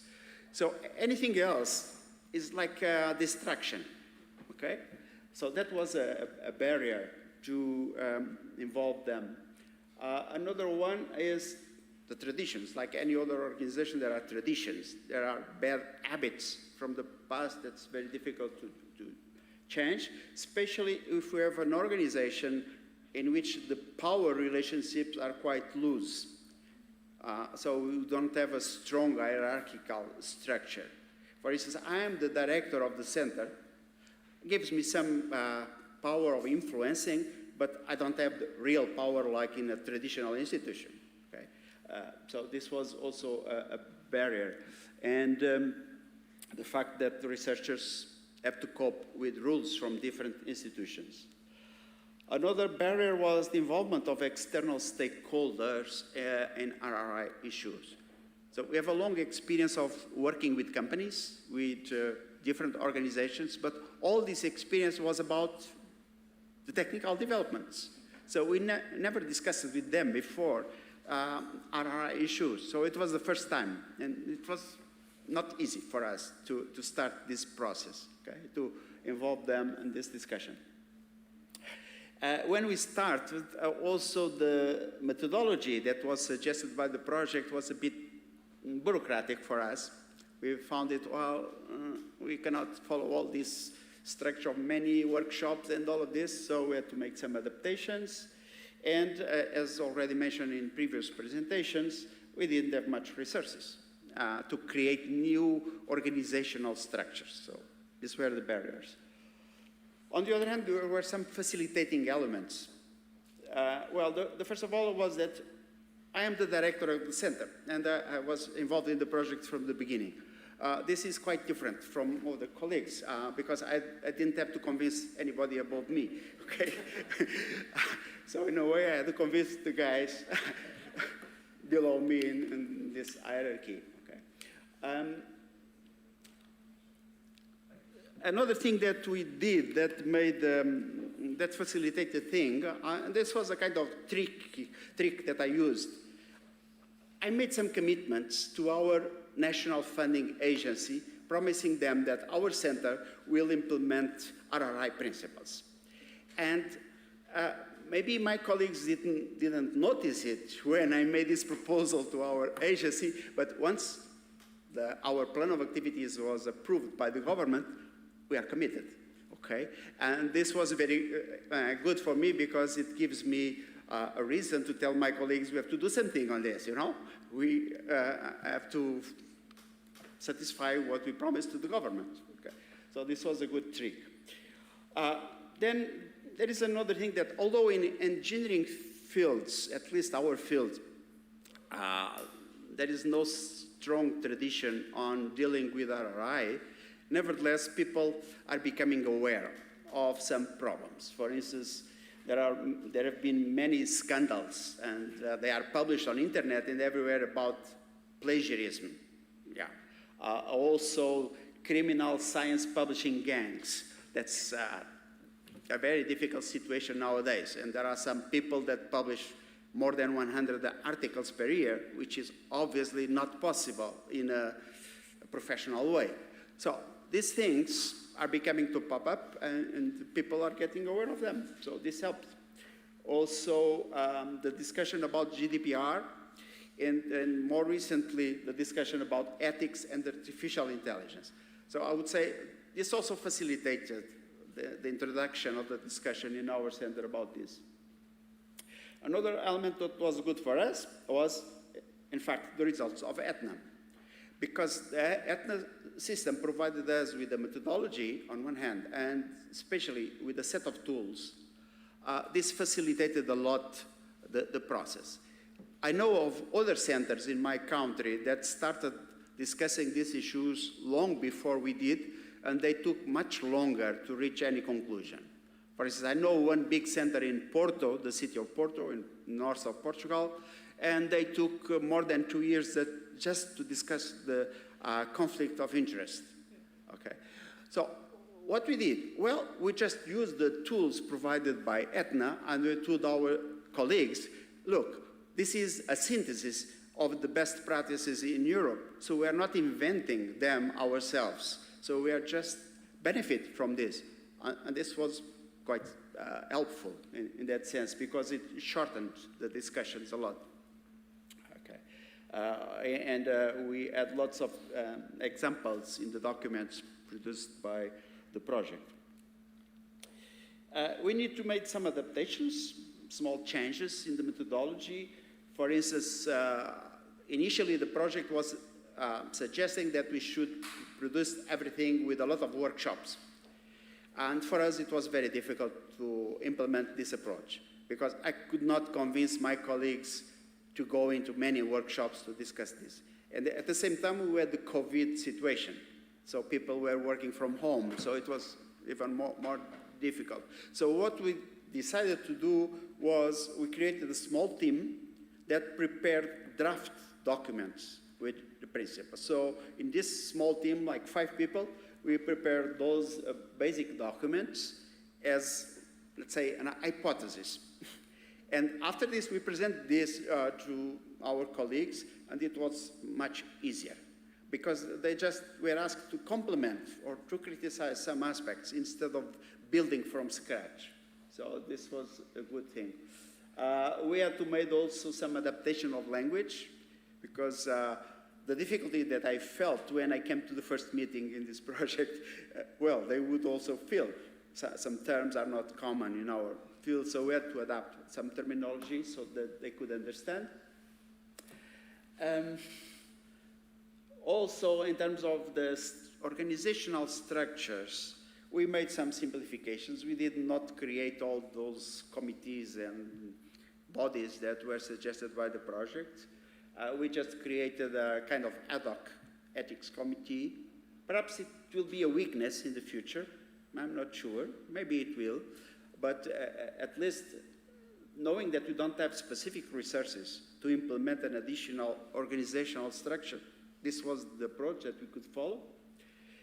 And finally, this relates to a question in the previous session in the morning. We found it very difficult to change old colleagues, so we changed our focus into the young researchers, because it's easier. So we decided, okay, let's try to change the culture from the young PhD students, and we put our focuses on the education, assuming or expecting that the new generation, little by little, will change the habits. But I still am not comfortable with the situation about the older people. Okay. Of course, we also did other things, like we created in our website a specific repository to put in a single place all the information about RRI. We have been publishing several articles in our internal newsletter to raise awareness. We gave a seminar that was recorded and made available to our colleagues. So this helps to keep, let's say, the message going on. Okay. One important thing is about the education. So as I told you, we have about 100, on average, 100 PhD students. So all of them, in the first year, they have to go through several courses. And those courses, we teach them some technical stuff, but also some soft skills. And in those soft skills, we introduced ethics, RRI, intellectual property rights, social factors of research, and so on. And we also organized an annual conference for the PhD students. And for this annual conference that is running now for 14 years, we tried to put in all recent editions talks about RRI and ethics in research. Okay. One important, let's say, achievement, recently we had a meeting with our external advisory board. So we have an international advisory board with experts from Portugal, Spain, Germany, China, Mexico, so representing different realities. And they come to see what we are developing and to give advice on how we should pursue in the future. So we present also to them our developments in RRI, and they very much praised our achievements. So this was very rewarding for us, because they are also from the engineering and technology development area, and they don't have this in their institutions, in their different countries. So they were very surprised with how much we did about this, so it was great for us. Now, what's left to be done? Well, we didn't really implement an ethics line, as suggested by the project. Maybe this is a difficulty for us in the future. We should do something about this. Nowadays, our country is forcing all institutions to implement such mechanisms, especially because there have been recent scandals about sexual harassment and moral harassment. So the government is trying to push organizations to implement some things. So at least at the university level, we already have this implemented. We don't know if we need something at the level of the research center or not, but it's an open issue. We don't have good monitoring mechanisms yet. About open access, we made some progress, but we feel that we should go deeper, because the models of open access and open science are still evolving, with economic consequences as well. The business model behind it has consequences. So I think we need to continue working on this. Improving the interaction with the external stakeholders. So as I mentioned, we have lots of experience dealing with external stakeholders on the technical issues, not on RRI. We just started. So maybe we can use this as a mechanism to force an internal change of the culture. And we are aware that we need to continue looking into the evolution of concepts of ethics and RRI, because it's not a static thing. So the concepts are evolving, and we need to look into this. So what could we recommend from our experience? Well, I can agree with what all of you say, that the involvement of the management of the organization in the process is important. In this case, I am the one involved, so it was important, I think. It facilitates lots of things. The creation of external commitments, namely in our case it was with the National Funding Agency. I think this is important because this gives us an external pressure. So I don't have to convince my colleagues internally. I can just tell them, look, our government is putting pressure on us, so we have to answer. Okay, so I think this is a trick that we can use. The ETHNA mechanisms and toolbox, I think, are very important for anybody that wants to start implementing this, but they need to be adapted to each reality. So you need to make this initial effort of adaptation. Whenever possible, I suggest that you should try to connect the implementation of RRI with the training programs that you have in your institutions for young researchers. So we did this with our PhD program, and it's working. At least young researchers are more receptive to changes. Okay? And we all need to be aware of the evolution of those concepts. So this is not a one-shot implementation procedure. I think it should be a long-term process. So like my colleague mentioned, if you want to know more details, we also have one chapter giving details about our experience in this project. The only thing that I would like in the future is that if we could move from this experience that we had with these 3.5 years to a longer-term, kind of longer-term collaboration network, because all of us feel that we need to continue. And if we want to have practical results, this should be a continuous effort. If we do it by ourselves, there is a big chance that things die up. Okay? But if we could create some kind of additional structure, like a long-term network or whatever, and finding, of course, additional resources, maybe then we can all together help each other and keep the move. Okay, that's it.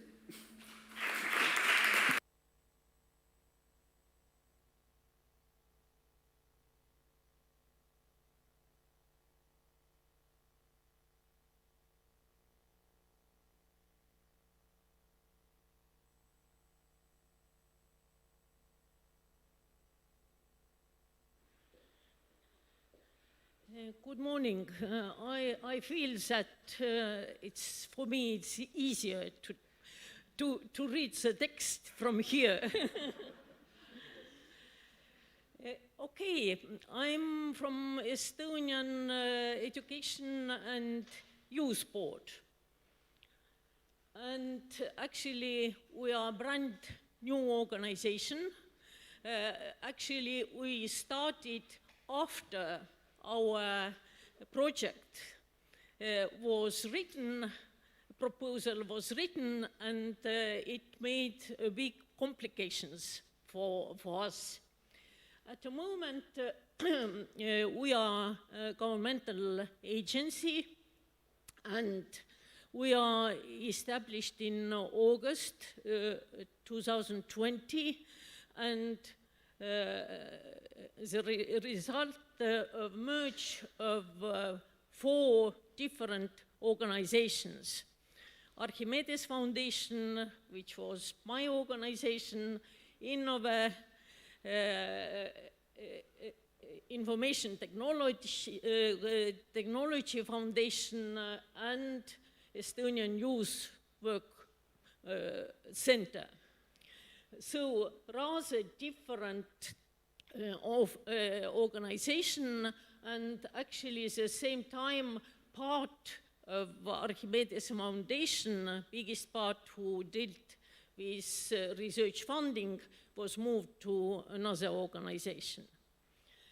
So at the moment we have 8 departments, and actually we cover all type of activities in education, starting from kindergarten till university, and lifelong learning also. So we have about 400 employees. We have 16 regional offices, and our budget is approximately 80 million euros. Before, when we were separate, it was double 150 million euros. So we have to deal with this budget. But about 70% it comes to support different projects. And our task, as we are a governmental organization implementing governmental tasks, so our goals is to fulfill National Education 2035 strategy and Youth Field Development Plan till 2035. And we have to organize curricula and materials, methodologies, also education counseling service, examination, tests, certificates, studies, different. And we have also quality assessment, accreditation center, also recognition of qualifications, and also Erasmus Plus agencies inside, and plus youth affairs, and of course, different type of grants scholarship. Before our conference, I counted, we have 60 different type of grants we give. So it means that as we are educational board, it means that some of them are very small. And we work, as I said, for parents, students, teachers, youth workers, education institutions, universities, researchers. For all of them, some type of support is given. So, HARNO in ETHNA system. We discussed, because the beginning, my partners from ETHNA consortium remember those heated discussions we have about future of HARNO in project consortium. But anyway, we discussed what type of level we should use. And as Estonia is a small country, we have 1.4 million people. And it means that we need not to do everything what, for example, Spain is doing. And actually, as one of our tasks was to use those tools, those facilities which are already. So first step, we decided that we will not create committee, ethical committee in HARNO, because our good colleagues from Estonian Research Council, government gave funding for them to create inside this unit, this organization, committee which will deal with these complicated things. Because before, I also consulted with my colleagues from different countries, and they said that, okay, you see, we don't have very many complications. And don't think that if you are RRI officers and every day you have to deal with some difficult thing. It is not the case. And also because of this ethic line, we also decided that we will not create. So we stayed on level 2, RRI officer and ethical code.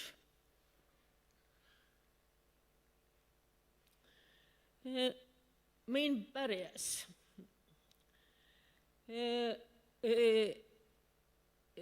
During planning stage, it means first year.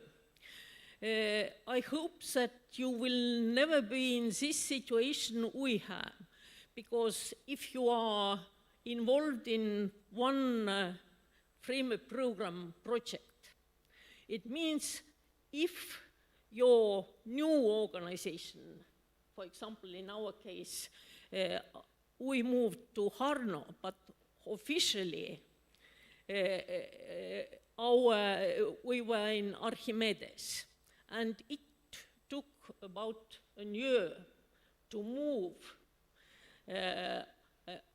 Archimedes, that HARNO will be partner organization. But think about the project. All of you wanted to start to do your tasks. So thanks to this, that my hierarchy was very flexible and supported our activities. So during the year, we worked thanks to HARNO, because that was not possible to use projects funds. Plus, as I said, the majority part of research funding was moved to another organization. We had to think over what is HARNO and what we do. And actually, this time very much helped this quadruple helix idea, because on what everything is based, on education. Because if we do not support ethical attitudes already in education level, then why we later on talk about unethical researchers, unethical whatever politicians, and whatever type of persons. Anyway, we had funding responsibility, but we decided that from ETHNA project will benefit the whole organization, because we were in organizational stage. Everybody was new. So we decided that some parts of ETHNA, which is suggested, will be implemented also for all HARNO staff. And actually, when I consulted, organized several meetings, several workshops. I counted actually during all these 3 years, that's about 100, even more, type of connections. And actually, it was very good that we had COVID time. Otherwise, I should have organized face-to-face meetings, but now Teams, Zoom, whatever you can organize, it's much more easier to this type of consultations. So, actually, firstly, I was rather much surprised that I didn't meet this, everyone was positive, with positive attitude, starting from hierarchy, top management, and also my colleagues. But at the same time, as those first years were very unstable situation for HARNO, then everybody said that, okay, idea is good, but at first we have to stabilize our own position in the organization. And also, somebody already said that theoretically everybody supported, but if it goes to practice, then you discover that it is additional workload, you have to change your rules, and this is not so easy. And it took a time, and in some cases I didn't succeed, because you see, it is voluntary. You should discuss, you should say that how important it is, but if there's no possibility or interest, to change, there's nothing to do. And the same as my colleague said, that you create different groups around you, because as there's integrity, open access, gender, involvement, but still there's only one RRI officer. And you need to do this, because you need to involve. You are very much thankful if people give their time and read your text and be partners and be involved. But still, everything is on RRI officer shoulders. And about testing stage and review stage, it is always, in case of projects, it is as much I remember, there's always, because all those goals, you create the frame, but there should be some continuation, that all those good ideas will continue. And ETHNA is not extraordinary. We have the same problem. It takes time, and more time than those 3 years we had. Drivers. I would say during these 3 years we had 3 general directors, but it's good to say that all of them were very supportive. And also I had several meetings with our top management, which consists of heads of departments. All those documents I propose, they agreed with this. So there was no problem. I don't know exactly, they read those documents, but afterwards anyway they discovered what they agreed. And there was also very big help for this, that we are a big organization. We deal with several international networks, and for example, it's nothing to do being a small country and being so-called new country in European Union. You take examples from European Union programs, from Framework Program, from Erasmus, EUREC, whatever. And here very much I used in several cases my colleagues who worked in international networks.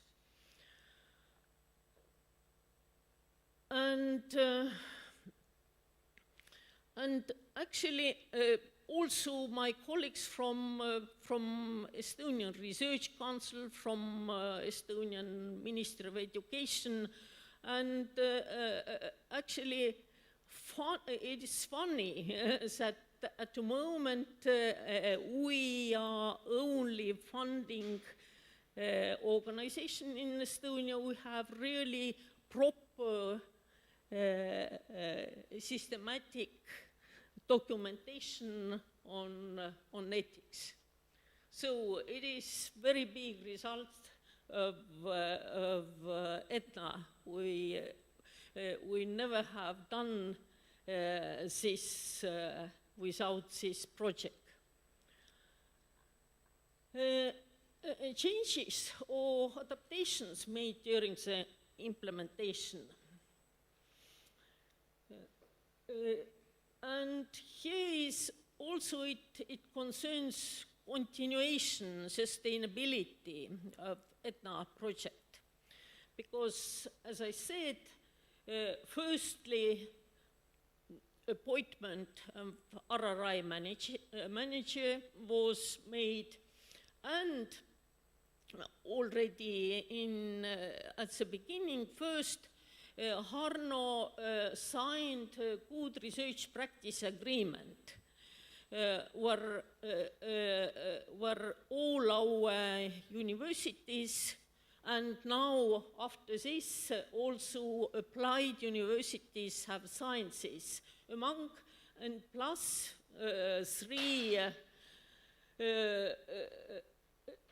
organizations with deal with funding education research development activities, Estonian Education and Research Ministry of Education and Research, Estonian Research Council, and now Education and Youth Board.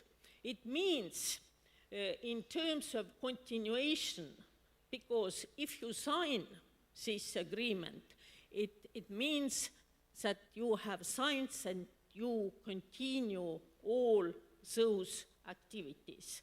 And this agreement and good research practice is based on ALEA agreements. And plus, you see, you have to think wider.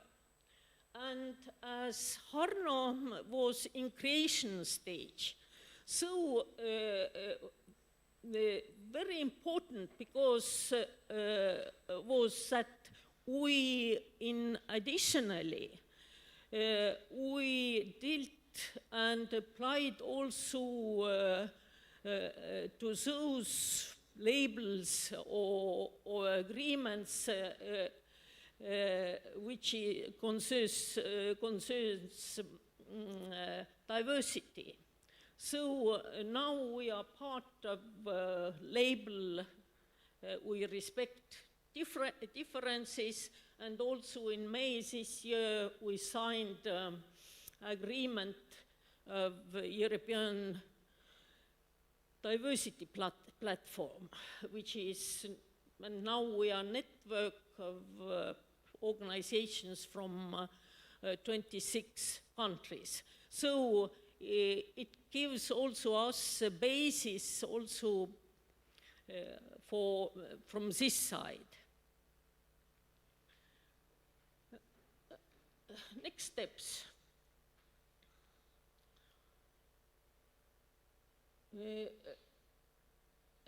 And for me it was very important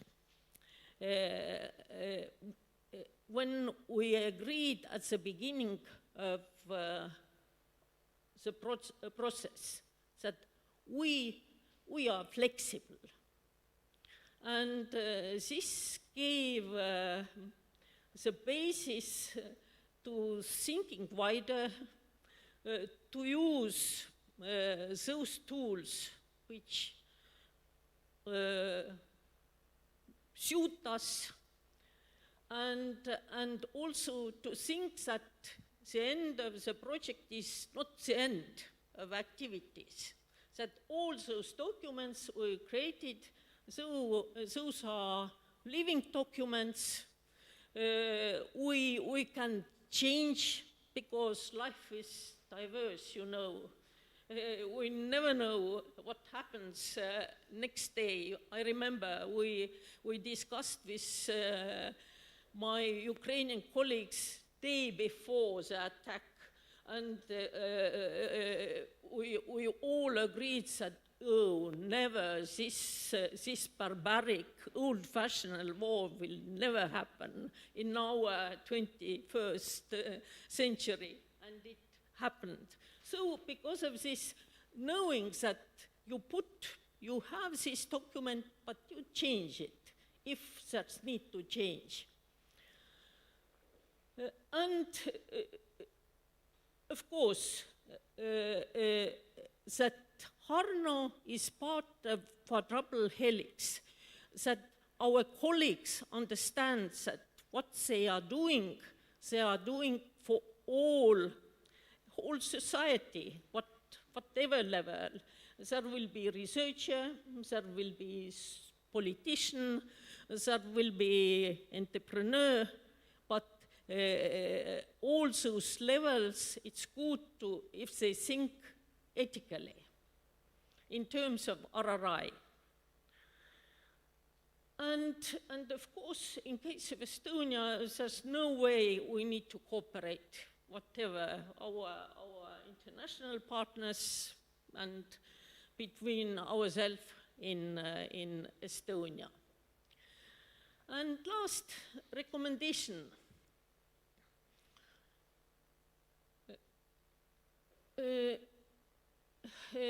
What I said is that as project, from the beginning, actually it's good to know that what we implement and even first results we monitor, real work will start and results will be available years after. This is, you know, this is specific for education, for research. You will never receive results at once, and this is always problem with politicians and those ones who give money because they want results at once. But in innovation, in research, in education, you have to work and then. And of course, we have in Estonia, and I think that you also have this nice old saying, measured 9 times, cut once. So to create all these teams, it is very, very important that you need to know that your top management supports you, that your colleagues will support you, that the environment is ready to your ideas, because that's, you know, in life, several cases we are react too early then, and when nobody is ready to work with you, that's waste of time. And there's nothing to say, there's need for financial resources. And actually, this is the case, my next challenge to discuss with my general director what's the future. They supported, they signed, but that need also some funding. So, and this is what I wanted to say. Thank you.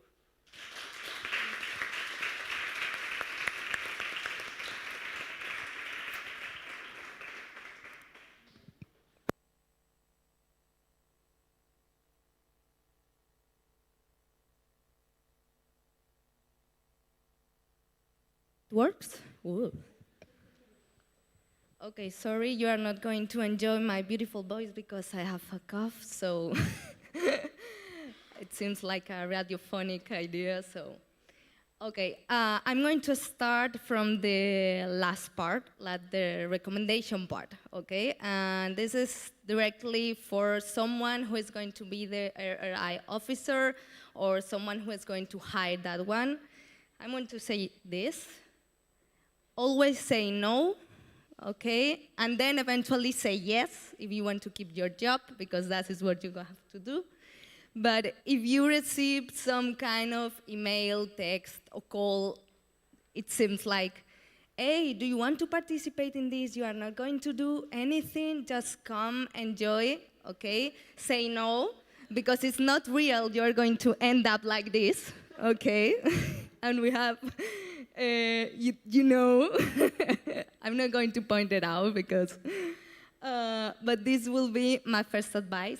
This is a joke, but this is also really important because if you are working on research and responsible innovation and in ethics, you have to be all the time everywhere, okay? You have to do a lot of things. You have to improve your knowledge in about a lot of things. You have to talk with a lot of people, so be ready for it. So I just want to focus, okay, now minimal experience. I don't want to explore a lot of our part as a university because you can Google it, and I think we are short of time. So this is some figures, some data. You can consult it, okay? But I'm going to pass this. So what was our starting point? And I think this is important if you are going to do some implementation or some European project. You are never starting from the scratch, okay? That is not real. Even when it seems so, it's not real. You usually have the staff or you have the idea. It's supposed that you have the fee. That's supposed to happen. In our case, we have the code of ethics, okay, as a frame. We have been talking about this before with Alberto, but it was just general. And also we have some ethical governance structures, so we had to change it. And as you say before, all my colleagues, we had the support of the top management. That is really, really important, absolutely relevant. And we are doing at the same time two things. We're doing ETHNA and we are implementing in a program coordinated by Ramon. And also, I think that this is really interesting. We are aware of the views of the researchers because Ramon did years before a survey. Maybe they can say something before if you have any questions. So we know what was their opinion, their knowledge, and that was really interesting because we know where to start and where need to focus on. Even the ideas that were against us, which is, I think it's important to know, it's important to hear, because in that way you are going to be more adjust, okay, and more flexible.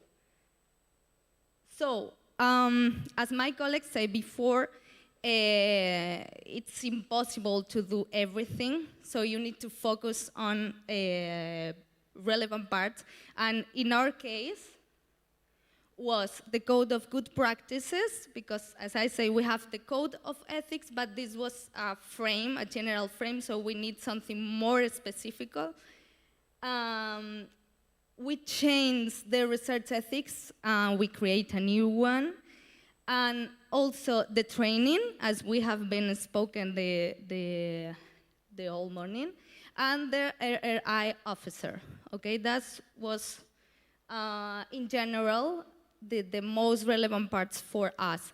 And I think that what was really important, and I think it's a success, is to try to adjust the methodology for each of one. Okay, because it's not the same if you want to hire an RRI officers, that if you want to create a research ethics committee, that if you want to create a code of ethics in research. Okay, it's different, and the methodology has to be adjusted to this aim, because otherwise you're going to feel a little strange. I think that this seems like a joke, but it's not. You are going to be in different phases when you are implementing. It would be something like that, okay? We know those pictures. That's one in Spain. I'm not going to go deeper in this. It could be a very interesting discussion, but I can't do it. This was the proclamation of the independence of Catalonia, okay? That was the fact. But as you can see, there are different moments. That happens in the implementation as well. The fact is the same, but you change in the different moment. At the beginning, you are like this. Okay, and the dialogue, the internal dialogue is like, okay, I'm the boss, I have the fees, I have 2 years, oh my God, it's a lot of time. I'm going to do this, a paper, all of this, you are exhausted. Then, you are like this, okay?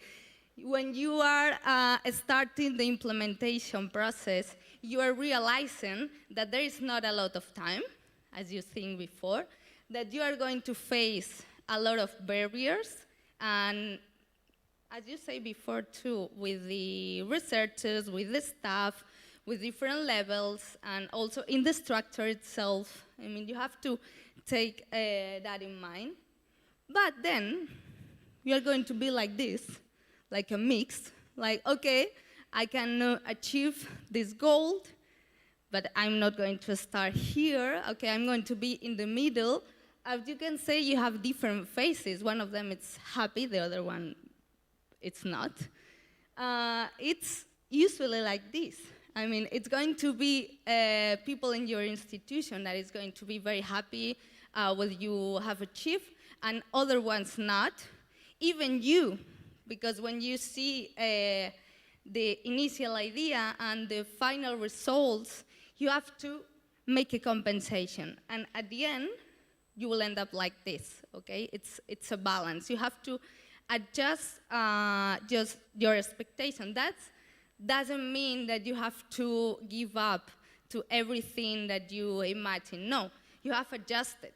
And as our colleagues say before, you have adjusted in your institution because it's not the same. You need different things, so you need to adjust the project to your aims and objectives. So, the drivers and the barriers.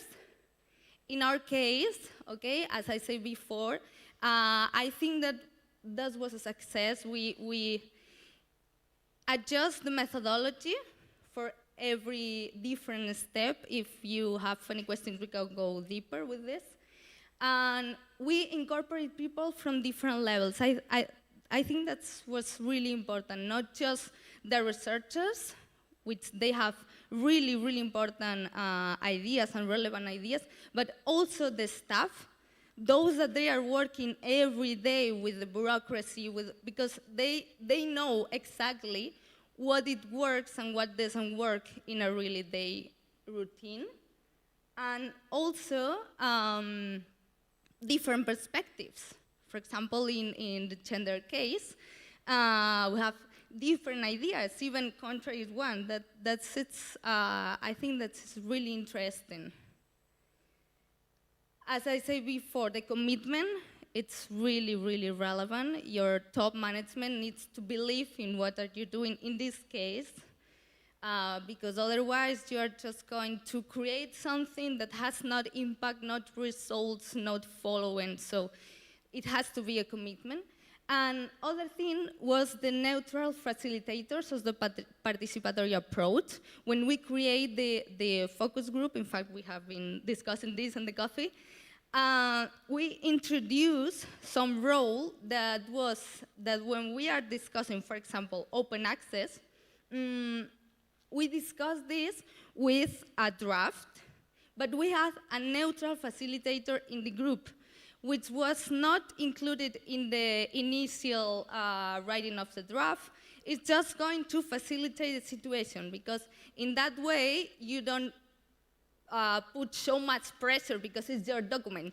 You want to approve this is the good way. It's not, it's open and it's more fluency and people feel more relaxed. The barriers is nothing new. I think that sometimes the theoretical proposal and the practical application, it's hard, but you can mix it. You can find the best part of each one. Also the timing, as you say, we also offer the timing, was really hard.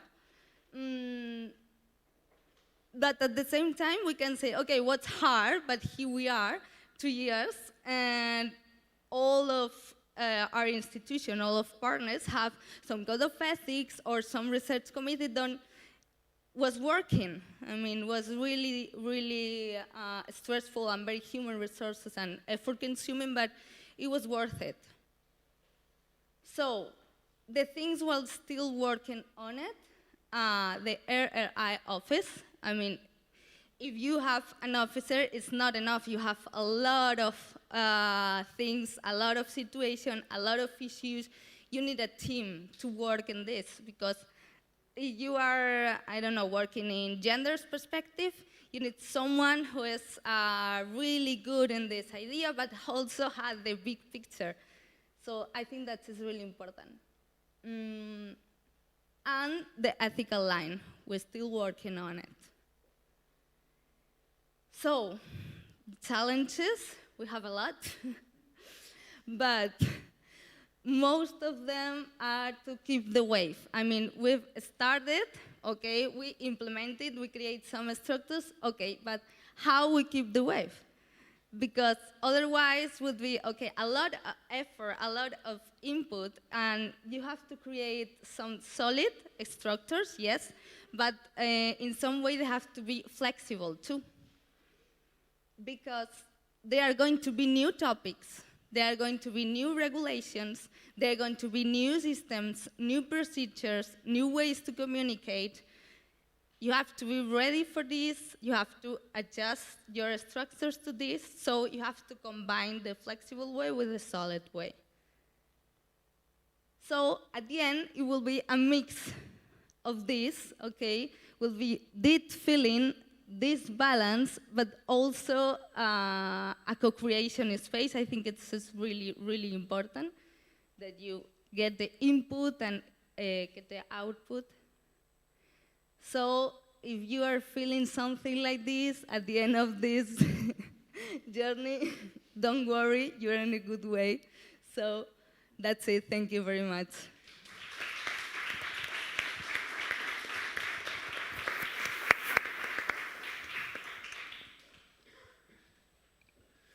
Well, thanks a lot for all the 4 presentations. I think we are discovering that despite the difference of size, of context, countries, and kind of institutions, we are listing some common elements on the barriers, on the drivers, and on the lessons learned. So now it's time for open the discussion to, well, to ask the implementers any doubt or concern. Anyone that wants to start?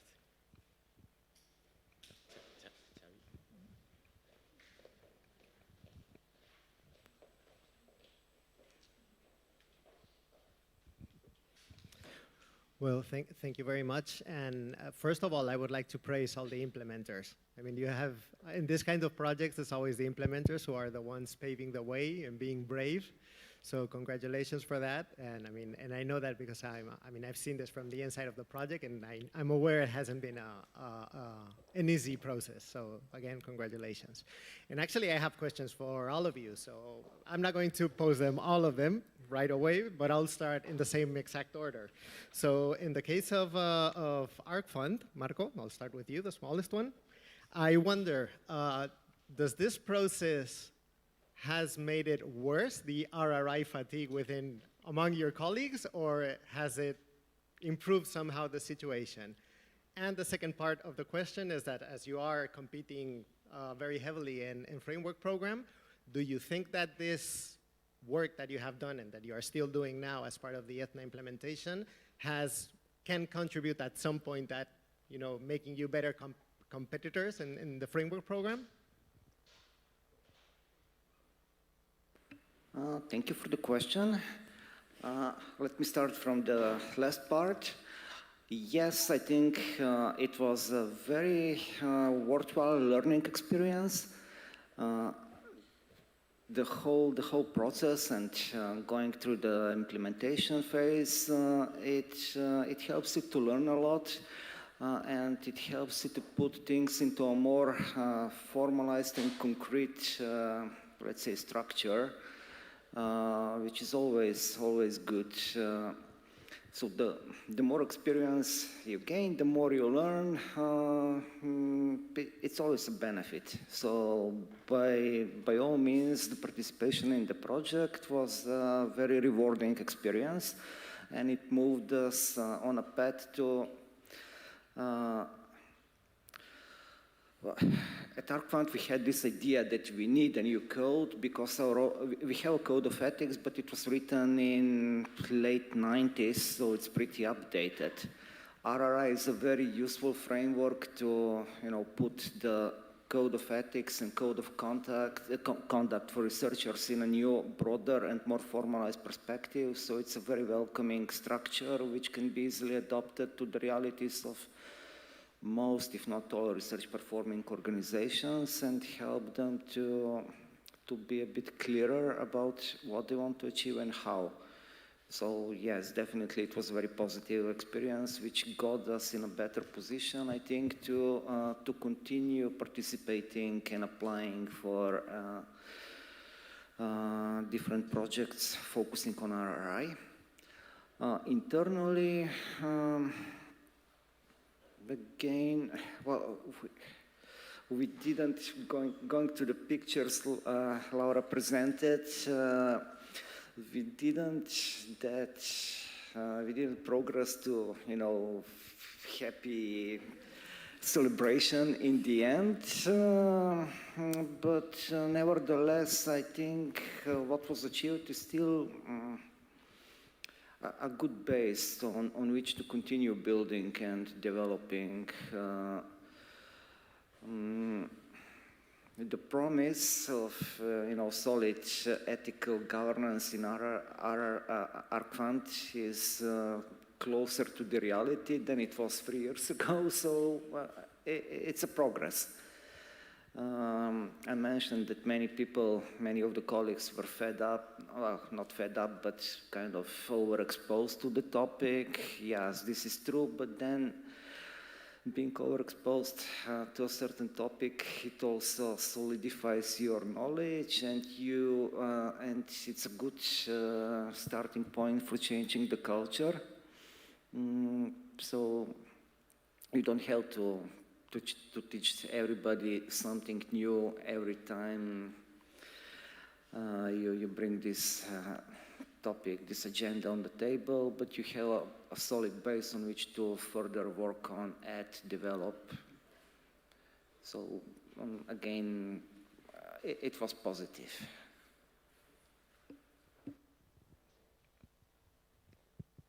Well, the question is for all of us, all of you, and also to Ramon as moderator and as the leader of implementation in the UHI also.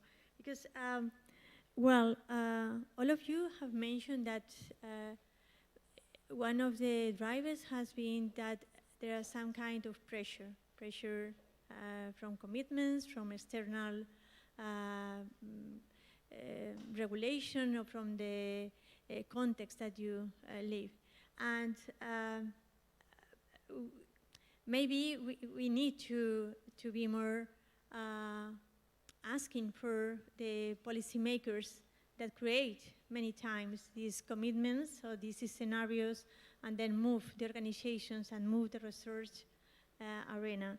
And as we have the opportunity to write our last policy brief to the European Commission, the question is, which kind of recommendation we can make to the policymakers in the European Union, because we know that this project and the ETHNA system have created some kind of basis in our institutions. We know that. We have barriers to make it possible at the future and so on. And you mentioned also that. Then, just in a sentence, if you can, which kind of recommendation we can make to the policymakers in the European Union that generate the context or the commitments or the lines, the horizon to us to continue in this path? This is the question.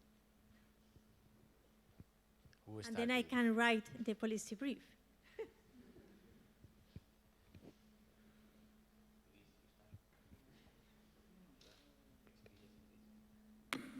No, I don't know the answer.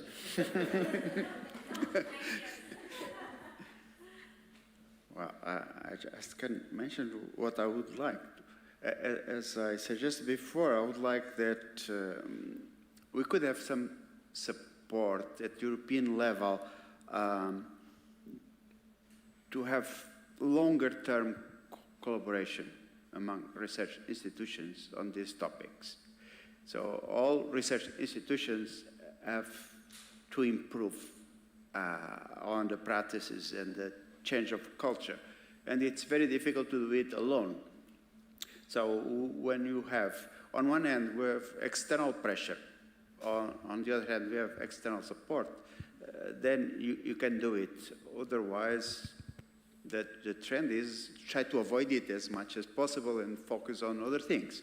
So if at European level we could come up with maybe different mechanisms for networking on this specific topic, I think it would be useful.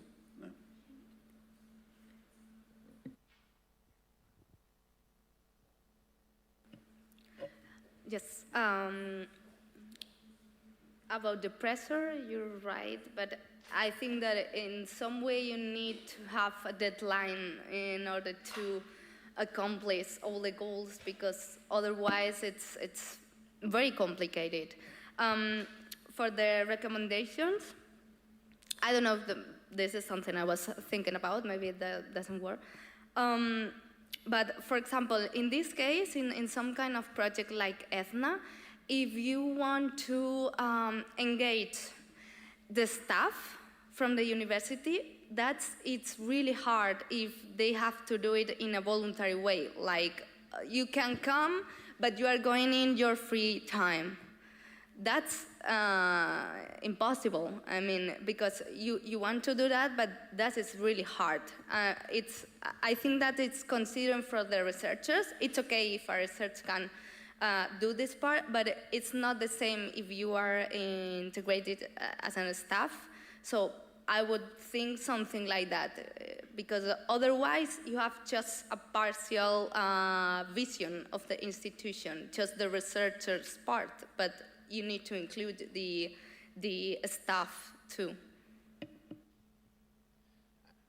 Can I say something? I would like, sorry, Marko. I would like to add something on this.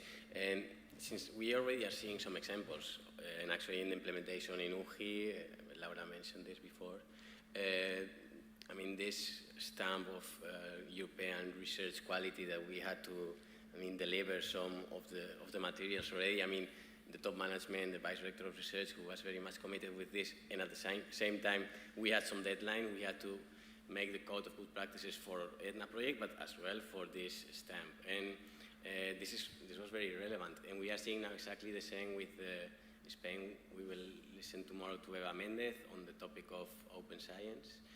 And on the evaluation assessment system, on the COARA project, a few weeks ago there was this document which is called ENCA, which FECIT plays a crucial role on it.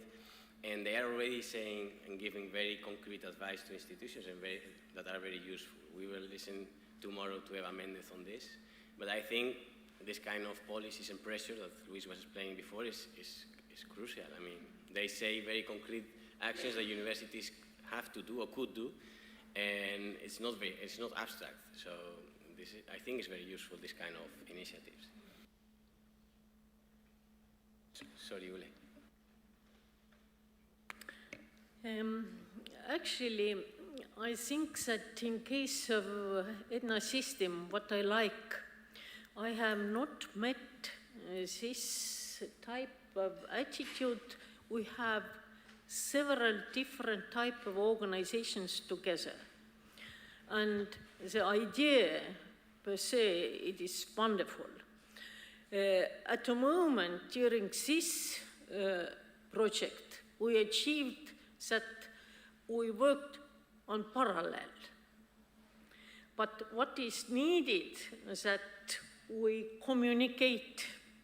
Because I remember this time I worked for Estonian Research Council. We had one information day on one funding instrument, and one of our prominent researchers said that, don't talk, just give money.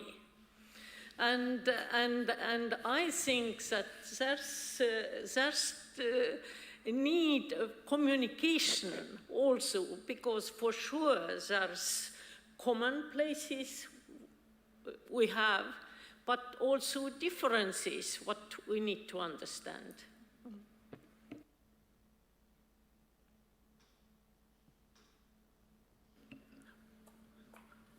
I have one very short answer to your question. Maybe it's not very democratic, but I would make it a requirement.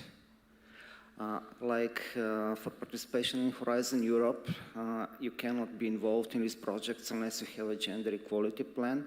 I would go a step further and make it a requirement also to have a code of ethics, to have a written and well-developed open access policy within the institution, and maybe, if it's not too extreme, to have a set of criteria for organizations applying and participating in European projects that they have to fulfill. So maybe every 2-3 years, some kind of evaluation should happen to check whether the organizations do not have these documents only on paper, but they actually respect them and have some progress in fulfilling to the requirements which they have put in their own codes and acts. Are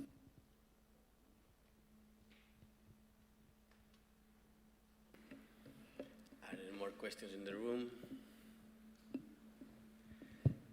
Well, we are on time. If there are not questions, well, we have now some.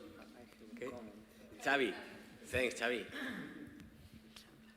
I mean, I'm sorry, as I said, I have basically one question for each of you, of the implementers. Next one, Luis. I was actually wondering about that sneaky commitment you got with the National Funding Agency. Do you think that that can translate in a medium long term to also somehow influencing other Portuguese institutions to getting into this ethical governance thing? I don't know. In our case, it worked well because we have periodic evaluations by our national funding agency, and every time we have to submit a proposal for the next 5 years or something like that.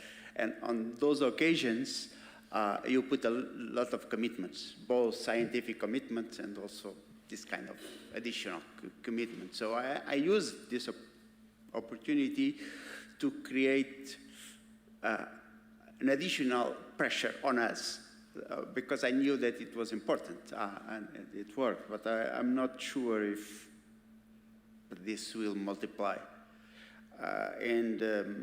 I was thinking also, between your question and the question of Elsa, I was thinking that after this experience of ETHNA and all of this, the thing that is still missing for me, that I still would need help, and I think maybe some of you are in a better position to help, is to define how to change culture. Because creating like living lab mechanisms and procedures and so on, okay, this is fine. It's like a mechanistic way of doing things, but what can you do to change the culture, to change bad habits? Well, if we make an analogy with the legal system, yeah, you have legislators that produce laws, but then you have to create law enforcement mechanisms, and we have to create investigators to check if someone is not complying with the law and so on. So here, we don't need exactly the same, but maybe we need something similar. For instance, one example, how do we deal with plagiarism? Okay, we have to create some mechanisms, like we have software that tests plagiarism, and in one way or another, the culture is changing, because everybody is aware that if you submit a paper to a conference or a journal, it will be checked against plagiarism and so on. Yeah, it's an indirect way of avoiding it. Another example, you know that we have this publish or perish paradigm, and in some areas, this is becoming so extreme that people get crazy about the number of publications, okay? Some years ago, I was facing this in my institute, and I could notice that some of my colleagues were publishing dozens of articles per year, which I could not believe in the quality of them. So In a way, I tried one mechanism, very simple mechanism. I told everybody, well, we only count up to 12, one per month maximum. So if you publish more, it's up to you, but it doesn't count for your evaluation, for the indicators that you generate in our institute. And the effect was that everybody is self-constrained. So now I don't have people publishing 20, 30 papers per year, because they know it doesn't count. Well, I don't know, maybe we need to elaborate on some kind of indirect mechanisms for this, and they change the culture. Because I have other cases, I have cases that I know, papers written by PhD students with their supervisors. And there are cases that I know very well that the supervisor did not read the paper. It's a bad practice. It's against all the integrity principles and so on. But first of all, how do I prove it? I know it, but I don't have explicit evidence to prove it. And then it's a very sensitive topic. You cannot just accuse somebody and so on. So how do you change this? I don't know. But I think we really need some deeper research on this. Which ways we can change the culture? And I think that in ETHNA, we didn't really progress much on that part. I think, Xavi, you still have 2 questions, right? Actually, I'll jump to Laura now, because it has to do a little bit with this lack of, let's say, pressure to do things. Not necessarily sort of this police approach, but I was wondering, and I'm aware that this is probably a tricky question, and maybe you do not know the answer yet. And I'm assuming, I mean, as part of the ETHNA process, as I observed it as a partner in the project, I always thought if I had to implement the ETHNA system, I mean, I would have a huge challenge in engaging external stakeholders as part of the process. So that's, I believe that once the project has ended, the difficulty of external stakeholders remains more or less the same. But engaging internal stakeholders will probably change dramatically. If you have a project, you can go there and sort of have an argument, this sort of police approach that we have this project, we have to deliver, we have to do things, please come into the room, let's have a workshop. You mentioned that the RRI office is still in development. How do you see those new exercises of co-creation and so on with your internal stakeholders? That's a tricky question. I mean, I just begin from the end. What I was trying to explain is with the RRI officer. I mean, I work in as an, as you say, as an RRI officer, but you need more people working with you, because when you start to implementing, you realize that there are things that there are new things that you didn't expect before. As, for example, now we are challenging with the Quora system, with this new implementation. It's related with the publication of papers. So that is going to be a huge challenge. And you need to approach that, but at the same time, you need to keep moving in your daily routine. So it's really tricky, it's really complicated. Also to engage, and I will link to the training part that we were talking about before, is easier to join or to engage young researchers, but the tricky part is to the seniors one. And from our experience, it's I think it's a better idea when you partialize the concepts. For example, we realized that we having some issues on the methodological part in human research and also in animal research.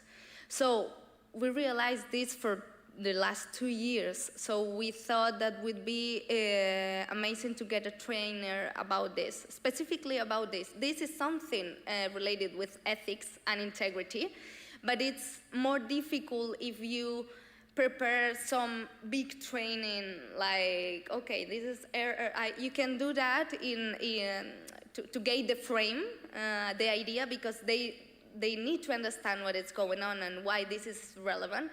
But also, I think that you need to go to the reality and to do different things. And with the external engagement, I think that's really, really complicated. I think we didn't solve this yet. I don't have an answer yet, maybe. But I think it's really important, as we talk in the webinar with Alessio, we need to include them, but not just in the part of the results, because it's not public engagement. That is not the open science participation, and they don't feel that they are part of the research. I mean, that doesn't make any sense. So, but we don't know yet how to engage from the beginning. I think that's still working on it. I don't know if I answer or I'll say anything else. Good enough, thank you very much. And well, the last question for you, Ülle, and and I have to apologize in advance because maybe this is a very stupid question, but it's actually nicely linked with what you were saying now, Laura. But it's based on the strategy followed by Uninova, which is going for the early stage researchers to try to make this, to achieve somehow or advance towards this cultural change.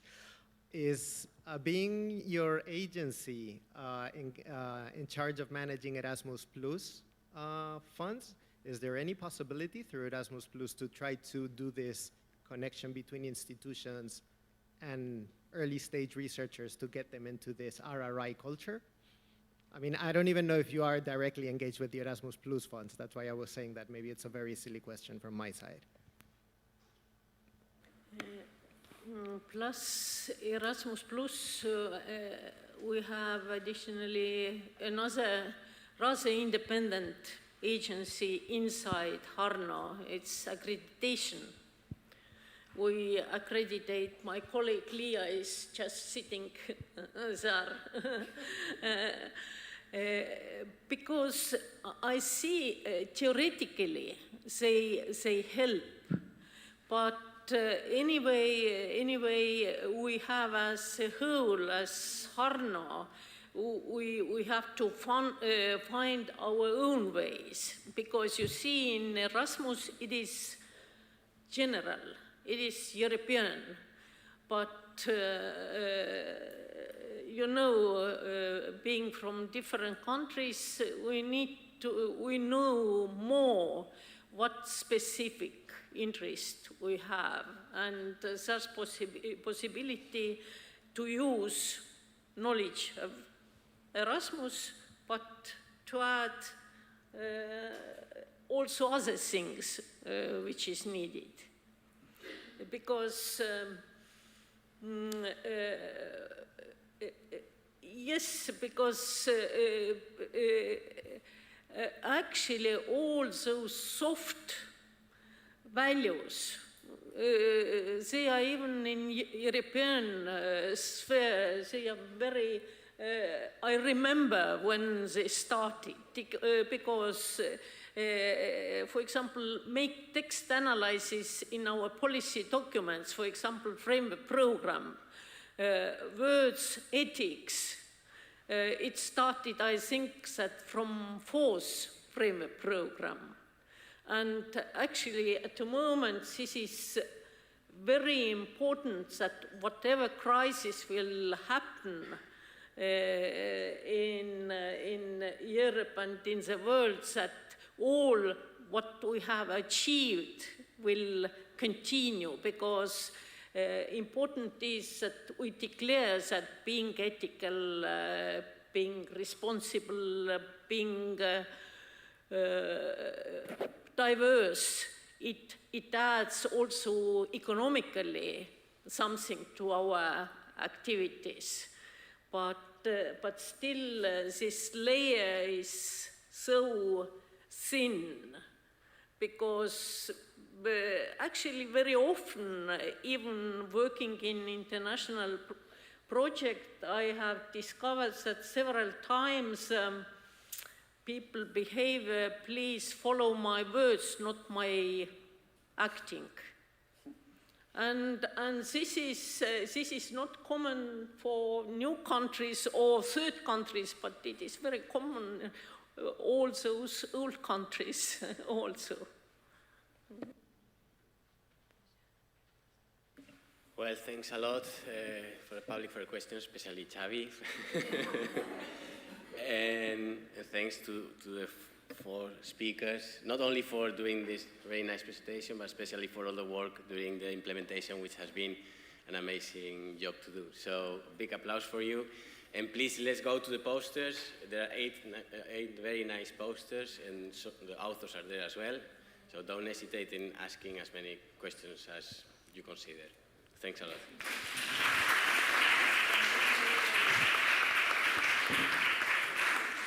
Okay, so as Ramon said, we are going to the posters exhibition, and also after that we'll have lunch break until 2:30. In your programs it's a different time, but we will start again at 2:30, so we can end a little bit earlier if it's possible.